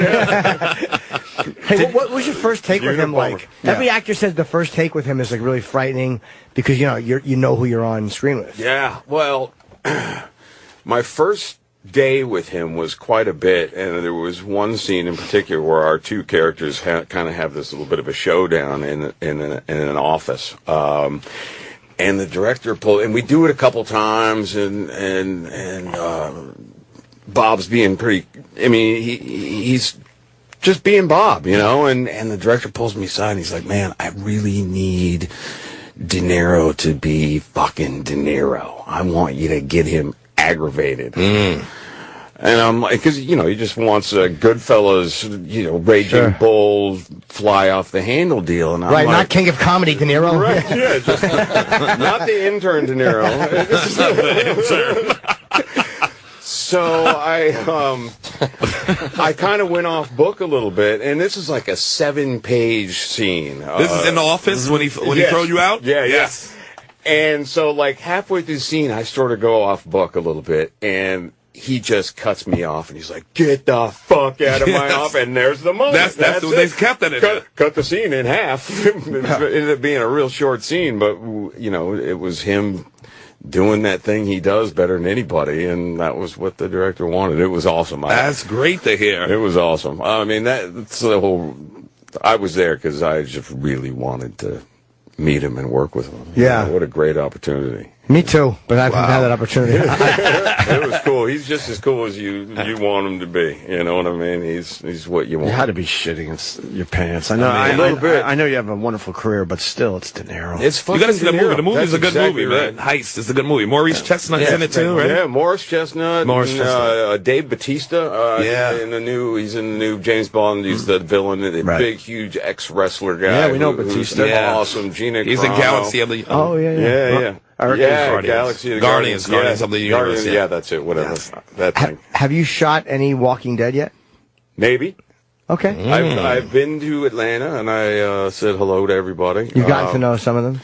Yeah, I got to make out with Lucille. Oh, very nice. Yeah. Lucille my bat. Yes. Bat with barbed wire on it. So you're in when I guess it's the next season, and people know that you kind of play a villain. Yeah, Negan. And I'm not familiar with the comic. You knew who the character was? I did. I've had a kind of a foot in the comic book world forever, but really when I did Watchmen, I became really hyper aware of the comic book world, and you can see obviously the studios have done the same thing, and now now that's almost every studio film is based on a comic book, and so I was a fan of the show of Walking Dead, and then I started reading the comics. I kind of did it backwards, but I got a phone call from my agent saying, the Walking Dead has called and they offered you this role. We don't know the name of it, but he's a big bad, and I knew immediately, because I know where we are and what's aired on television, and so I know that Negan is a coming, and I was like, it's fucking Negan. And hell yeah. I know nothing about the comic book. I'm glad I don't, because I kind of like having it unfold. Yeah. It's better that way. Yeah, but that's so cool that you knew who it was and you were kind of prepared. Yeah. And super excited. Like the opportunity to play a role like this, and I don't want to give anything away, but it's just a big departure from what I've been doing lately, especially. This guy is a no-nonsense kind of guy. And he's not trying to get his daughter an operation, huh? No. He's not that kind of fella. Not that kind of fella. No, he's going to put the hurt on people, but he's also got a great sense of humor. So, it's just as an actor, it's kind of what you want. Yeah, he's got some of that vulgar language, though. Oh Lord, right? Well, every other word he's got some fucking How are they going to handle that? Because he's kind of known to be a bit more on the vulgar side. Fudge. Did you say fudge? Oh, fudge. Yeah. Fudge. All right. I know that in talking to the producers and Kirkman, that they're making pleas to AMC to they're going to push it. They're going to push it as far as they can, because that's smart. It's really important to this of course character. It is. It's a lot of how he expresses himself. So look, I'm prepared to swear up a storm and do it quite gleefully. I might add. Smart though. Yeah. Just let people speak. Properly. It's self-policing. It amazes me that a show like The Walking Dead, which can, gore out people's heads. Yeah, shows some stuff visually that is way worse than saying fuck. I mean, it's some jarring business. Yes. But that's the world we live on. CNN has no problem showing the aftermath of the Paris attacks, but if they curse there, they stop everything to apologize to the entire human race. You're right. Fuck is way worse than seeing blood after a terrorist attack. What? It's weird. Anyway. FCC needs to. I mean, you're in this business. This is not even an FCC. Oh, that's true. Seriously. Watch this. Basic cable. No. Walking Dead either is not FCC. Yeah, I think they can legally. They can do what they want. It's a self-policing that they do. Yeah, they can do what they want. It's self-policing for the advertisers. It got to a point, we could say fuck here, on regular radio. We didn't worry about the FCC anymore. It was the big advertisers that were controlling the action. Right. And sort of that's sort of the world that's sort of the world you live in as well. Like, just you got to worry about more advertisers than the FCC and the government. You see, like, even on Comedy Central and, like, basic cable channels, after, like, midnight or 1 a.m., they start playing curses. They'll let the language be free. You would think at 10 o'clock on cable but they can you can throw some stuff down. But, I mean, like, I've watched The Walking Dead, and I read some stuff recently where someone was quoted with the show. I think one of the producers said that they get, like, 4 shits. They can say shit 4 times or something on the show. I've worked out rates like that with women.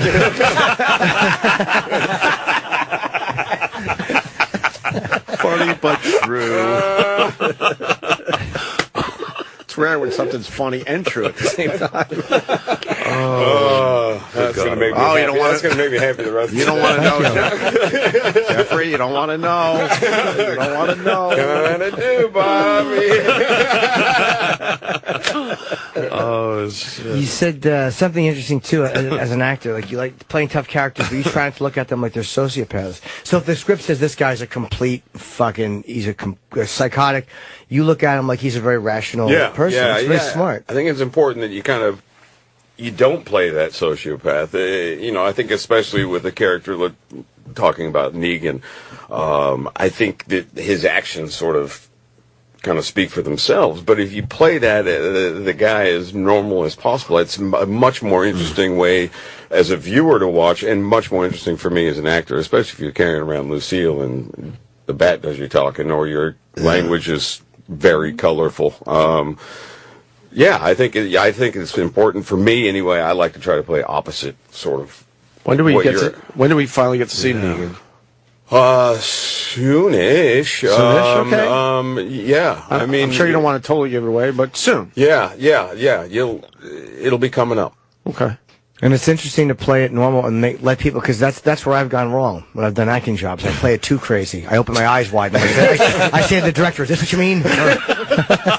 He's like, "No." We got the invite to be the zombies. Why aren't we doing this? I don't know. We have Andrew Lincoln a few times. They invited Andrew Lincoln, said, "Come on down to Atlanta. We'll make you into zombies." I would like to do that. That would be fun. That'd be awesome. My kid wants to do it. I got a 5-year-old kid who's very excited about the makeup. 5-year-old? Yeah, he's very excited. And don't scare him at 5. I think he gets a little bit freaked out, but that being said, I think that he gets to actually see the process. Right. And so he wants to do it. Like for Christmas this year, all he wants is a zombie makeup kit. Wow. So he really wants to be a part of it. Yeah, he does.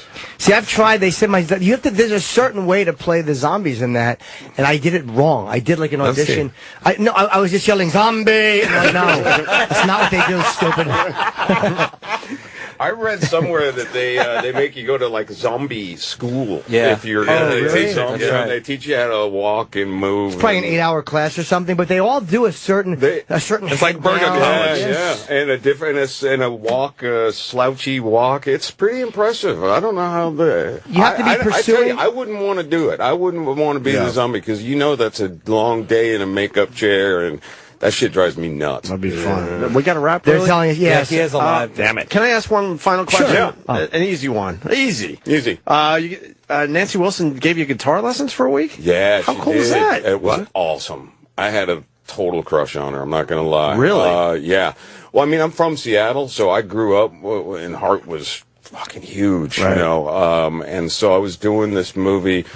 P.S. I Love You. Yeah. Yes, I Love You. And somehow she was friends with the director or something, so I went to her house in Malibu, and she taught me how to play a fucking guitar. And being from Seattle, that's pretty cool. I still have a Nancy Wilson guitar pick that she gave me that it's still sitting on my bookshelf. I don't talk about it much, but Hart, I love that band. Hart was awesome. They were. They are awesome. Yeah, they're great. Did you like the grunge scene when that hit Seattle? Yeah, I was a little late loving it as much as everyone else because I was there for it. I mean, I was literally you already knew there. It was happening. Yeah. And so when it kind of overtook the world, I thought that was a little bit weird. It was really a movement that started in a couple clubs on First Avenue in Seattle, and I witnessed it happen, and I knew all the Pearl Jam guys were at that time. It was like Mother Love Bone. Sure. And Andrew Wood. Yeah. Mother So I knew a lot of these guys. Mother Love Bone was awesome. Yeah. Because they were the, they were the bridge between the... They were like the glam hair rock. band, They the glamour, that's and, right. and the grunge. Wow. That's exactly It's a very important band, actually. Yeah. Sorry, I could talk. Yeah, I could go on for days about that. It was a fun period of time. Jeffrey Dean Morgan promoting The Good Wife season 7 finale Sunday at 9 on CBS, and then of course The Walking Dead in the very near future. Coming up. Dope.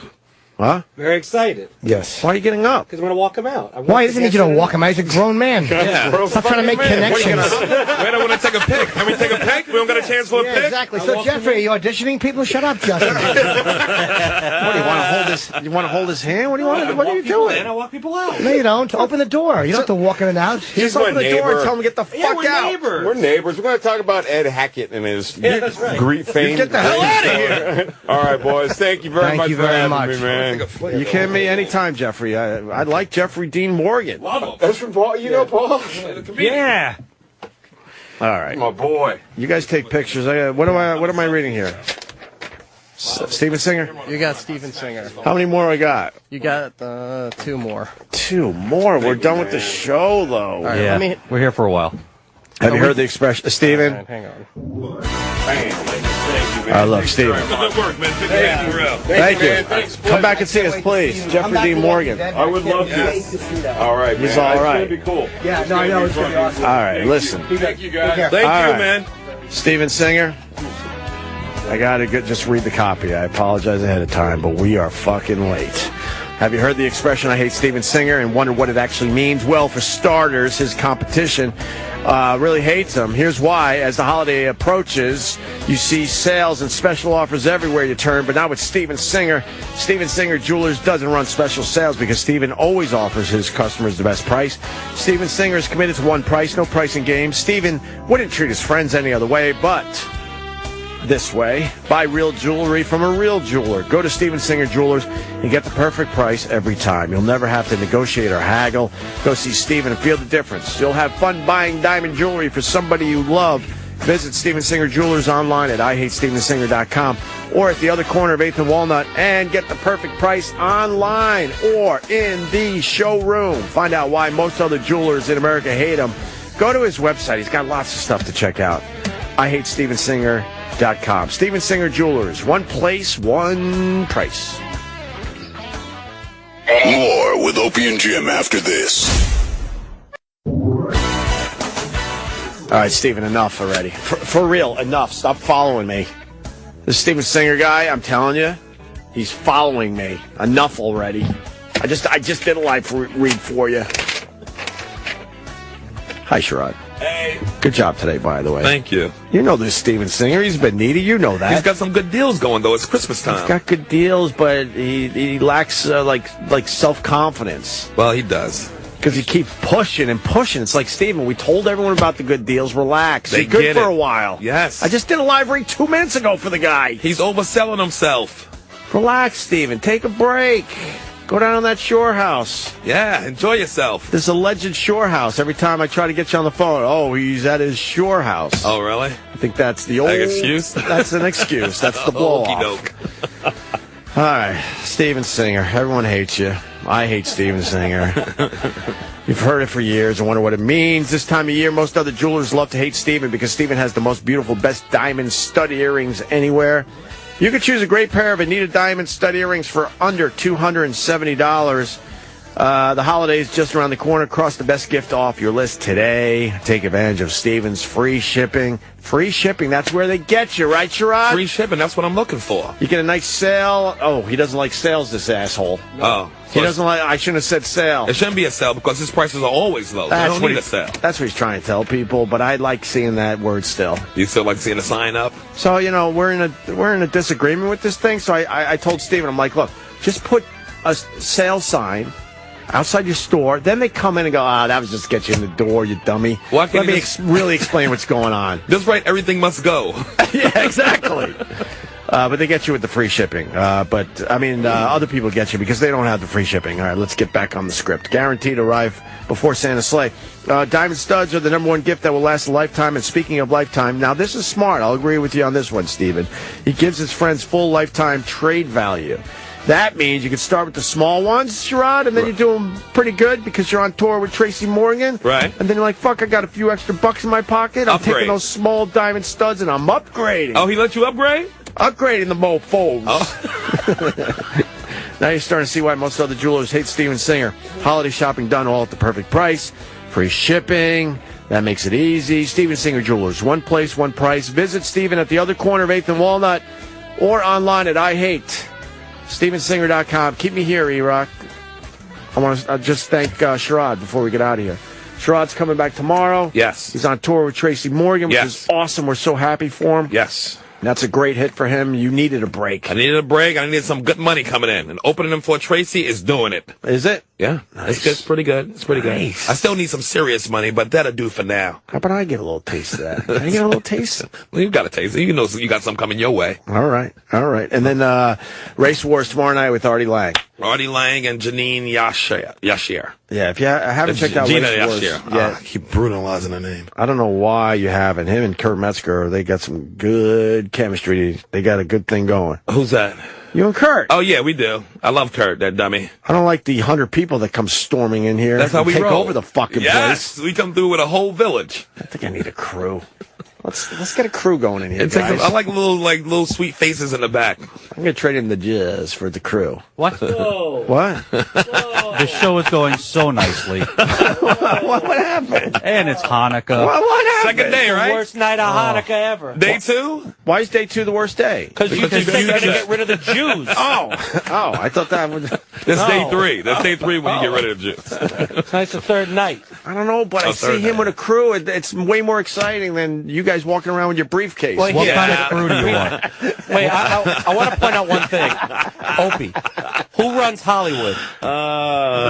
Who runs Hollywood? And then they try to act edgy and cool, so they take the yarmulkes off and put it in the briefcase until after the show. Yeah, It's put the whole thing yarmulke on. that That happens is with these the guys. worst conspiracy theory I've ever heard.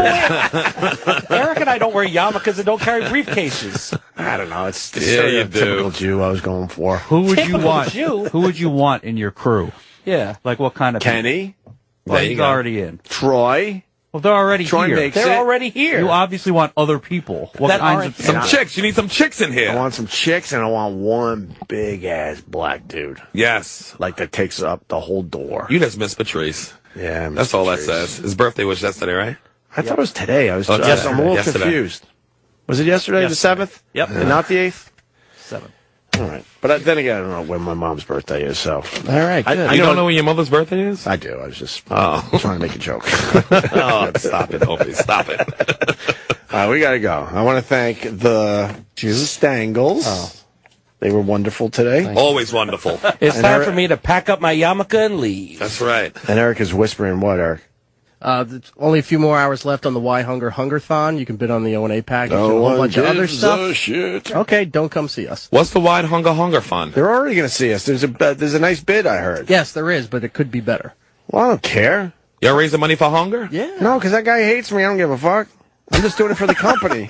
He hates you? Who Yeah, hates he's you? the double dong dildo guy from NEW. He gives me dirty looks in the hall. He never forgot. You don't want to give his You name give him a out. double dong dildo? I think he's a priest or something. Yeah. Oh. And a radio host. Oh, when y'all did the St. Patty's? Back in the day at NEW, they did this Hungerthon, or Hunger Begins at Home, or Charity Begins with Hunger, so one of those things. Yeah, it says charity begins with hunger. Or Charity Begins with Hunger. Well, it does, though, if you think about it. You know, It does. You're hungry and then you need a little help. Charity Right. Begins with Hunger. I think it works. I want that on a T-shirt. All right. So NEW was doing the whole thing, and me and Anthony had the biggest show. So we were getting definitely the biggest bids for all this really nice stuff. Like, I'm just saying it, but it was something like an Eric Clapton signed guitar, like crazy shit. And they were raising a lot of money, and I was getting excited. And his people were running in and out of the studio like, "Oh my God, we just got a $5,000 bid on blah blah item, some crazy rock memorabilia." So he pops open the door to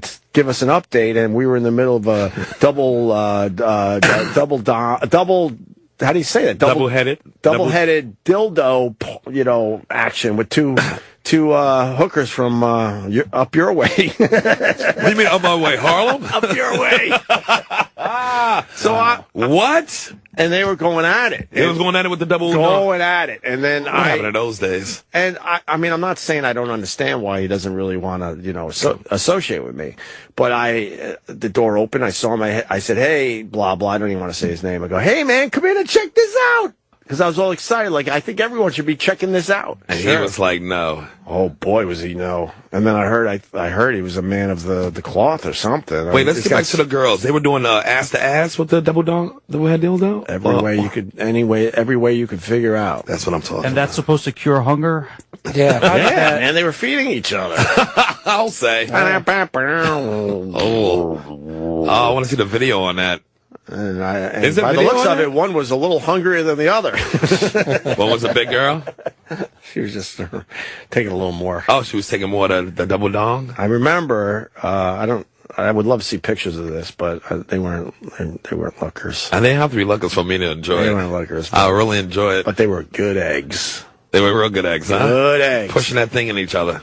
So, I know the company's doing a good thing, but whatever. I know the guy openly despises me. Well, you got to raise the money for the days. hungry people, though. It's that time of the year, huh? Yeah, but that was like 15 years ago, something like that. Oh, he's got to let it go. Like, get over it, man. I didn't know. I thought you were a man like me. Nah. My name is Fred. Nah, he don't like the double dong. Didn't like And when the do you double hold dong. it to wash it? It's both sides been used. I think you just throw it in the washing machine. I mean, Oh, no, what, dishwasher? Dishwasher is what I meant to say. Right next to your coffee cups and stuff. Yeah, put it in there with the forks in your kids' cups. I think you're good. The juice glasses taste funny. I don't know. I think you're good. I just assume if you're using a lot of sex toys, you just throw it in with the dishes. I don't even think you go with a separate wash. You don't do a separate wash? I don't use the sex toys. I'm just saying, I would assume people that use sex toys just throw it in the dishwasher. I just give it a good wipe and put it back in the drawer. Okay. Get one of these. Oh, God. Let's Perel it. Let's throw a little Perel on there and throw it back in the drawer.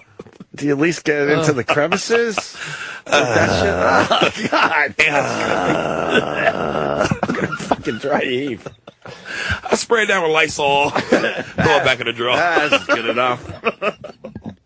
You find it in the corner of your room with cat hair on it, like, fuck it. It's like a lollipop wrapper to it. Yeah, fuck it. It's sticky. Oh, God. A penny stuck to it. I don't know. I think the sex toy thing just, when both parties are satisfied, then you look around, you got to start laughing, like, oh my God, look how stupid all this looks. Yeah. And then you throw it all in the dishwasher. I don't like when the prostitutes bring a sex toy, because I'm like, I don't want to use that. That happens? Yeah, they'll bring like a vibrating something for your balls or something. I'm like, I don't know. Is that their little trick? Yeah, that's their trick to get you to finish quicker. Oh, really? But little do they know, I'm numb down there. I'm going to get my money's worth. I'm going to get the full hour and then some. Yeah, I'm not being shortchanged. I'll fake a nut, nigga. I'll do whatever I got to do to get my full time. Oh, but that's why they do that? To get you off faster so they get to the next residence or whatever? Oh, yeah. So they can keep moving. Keep them moving. Try to overcharge, charge you more, or, right. Move on. And if you have an hour and you're done in 20... There's some of them try to beat it. I'll be like, no. I paid for the hour. I didn't pay for the nut. So now what? Now we watch a little House on the Prairie. Watch a little Half Pint. Get your shit together. Watch a little Michael Landis in your life. I'm getting all my time. Watch Mary get scarlet fever. Oh, God. It's my time, bitch. I paid for it. She's just chomping on her gum, looking at the fucking clock. Because you won't let her go early? I never let him go early. Oh, my God. Ever. I will never do that. Why would you let him go early? It's like jumping off a roller coaster in the middle of the ride. Do you try to get a second one in, though? Or Oh, yes, I get a second one in. I get a third one in. Most of us have the dreams of going more than once, but as soon as you get that one, you're like, you know what? Nah. It erases your brain or something. Then you're Some like, people go I'm back good. to calm. You go back to calm human. But Yeah. I got to get two out to get at least calm human again. You have all these thoughts in your head, like, okay, this is going to be all day. We're doing this all day. Yeah, and then And then once you get that first one in, you're like, I'm good. the day is long. Sports Center's on. Yes. Got to see if the Golden State Warriors are going to win another one. Keep that streak alive. You watching that shit? Oh, yeah, they 22? 22. Wow. I feel LeBron's not getting that championship in Cleveland. Not this year. I mean, maybe. How? If everybody on Cleveland stay healthy, I think they can go at Golden State a little better. You kidding me? Look at these standings. This is what's so crazy. They need their point guard. Cleveland can't do it without Golden State's 22-0, right? Yeah. The next team has only won 13. That's 18. We got an 18 in there. Who's then, that? San Antonio. And then everyone is at 12 or 13 wins. That's it. That's how much ahead they are. I can't even That's how much imagine better what the they East are. is. The East got to be garbage. Well, you got the Sixers 1-21. Brooklyn 1-21. They beat Kobe. Is their only win? That's right. I think Kobe, and that was in Philly, right? Where Kobe's from? He was in Philly. Yeah. How embarrassing is that? He had 41 points, though. Didn't he have something like that? I don't know. I'm not really following Kobe. He's 67 years old, so if you let Kobe do that to you. I feel bad for the Kobe. I don't think he wanted to retire. Of course he didn't, but he had to.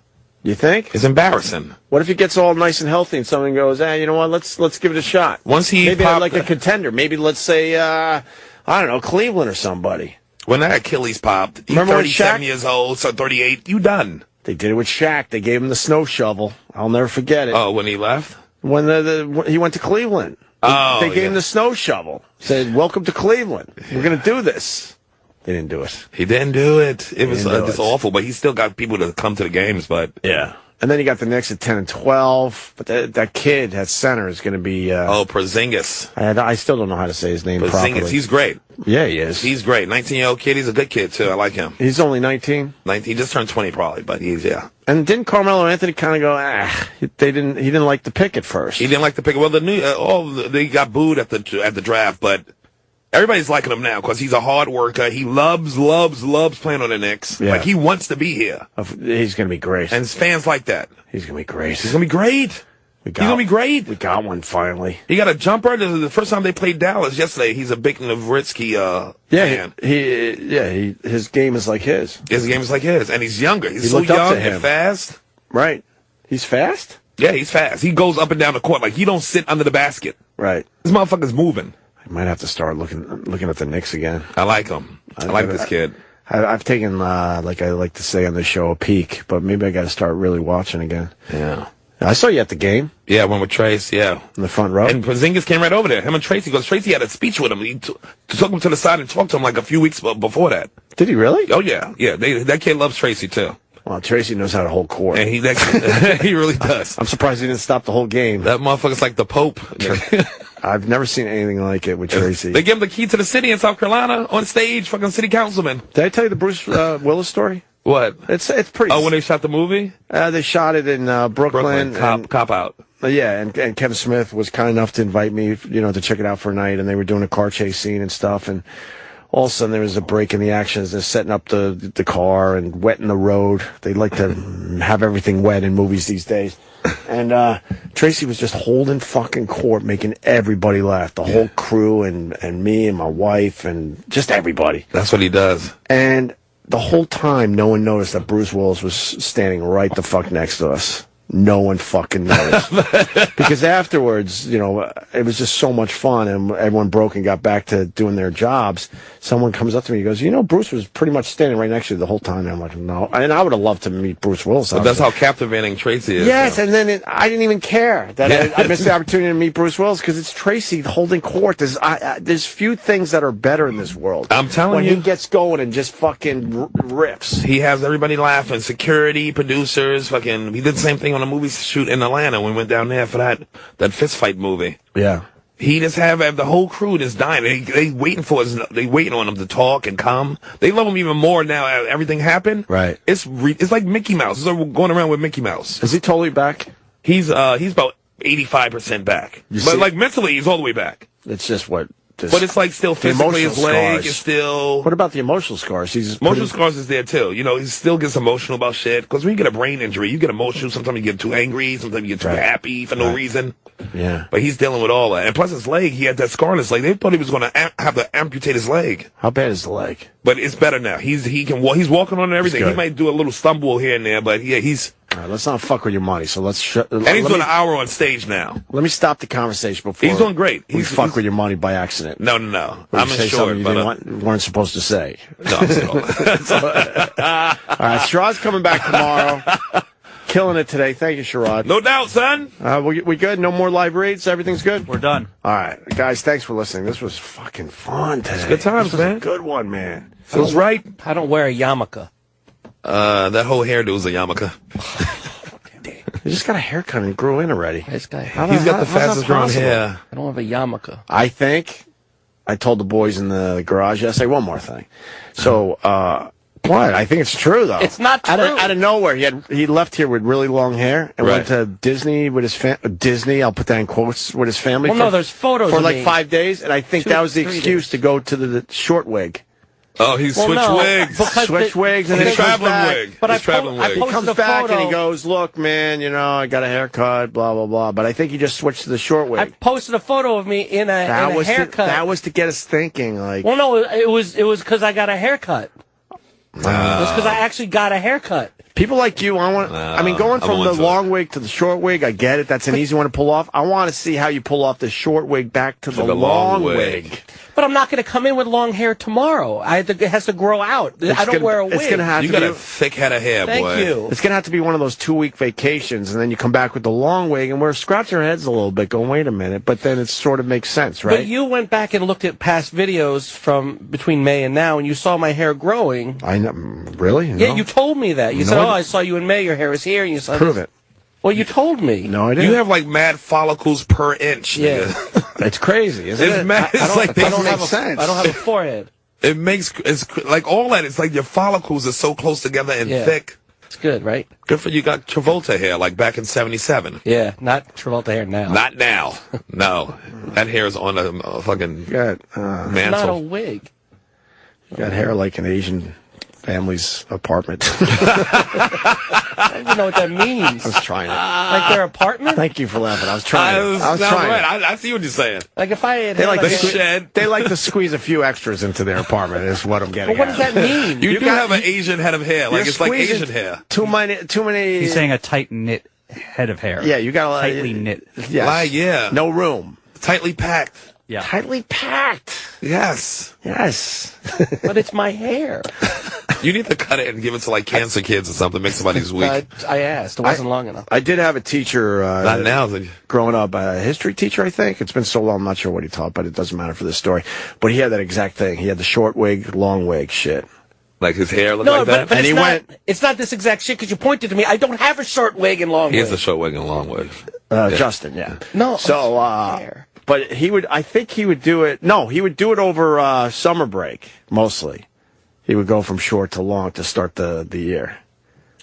Well, He wanted people to think it was his real hair. Oh, he had a so he short mixed wig it and a up. long. Yeah, but he always had to figure out So you when seem school like a was f- off enough where it was Like it feasible grew. that it grew in. Oh, that tricky son of a bitch. Yes, I wish I remembered his name. That's gotta be I torture. can show you pictures And we of would the all hair on the laugh. floor. We would all laugh like, who's he kidding? It's like, From that's the not 2 weeks of haircut. hair, motherfucker. That's And I 3 think he months of did hair. once, like during Christmas break or something. Like, dude, you blew it. There's no way it could grow in 2 weeks. Oh. Should have done the summer thing again. I took a We photo- believed the summer thing. I took a photo of the hair on the floor that I can show you. That's got to be exhausting.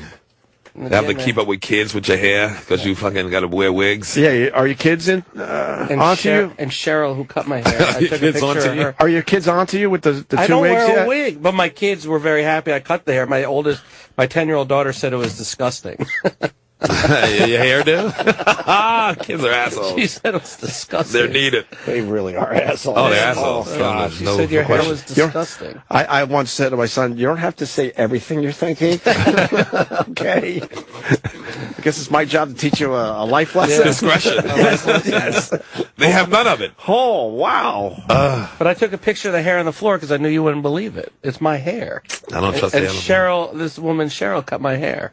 Dude, you go into the hair cutting place. So you go to a salon. You don't go to a barbershop. You can't go to a barbershop with that When my hair. hair is long, I have to go to a salon. A salon. Yeah. See, that's salon hair. Yeah.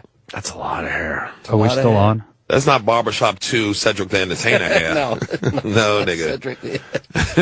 Well, this is what we usually do after the show. I figured let's just put it on the air. Let's keep it going. Why not? We hang after the show now and just fuck around. All right, guys. Sherrod Small will be back tomorrow. Yes, and, sir. We're finally out of here. Enjoy your day.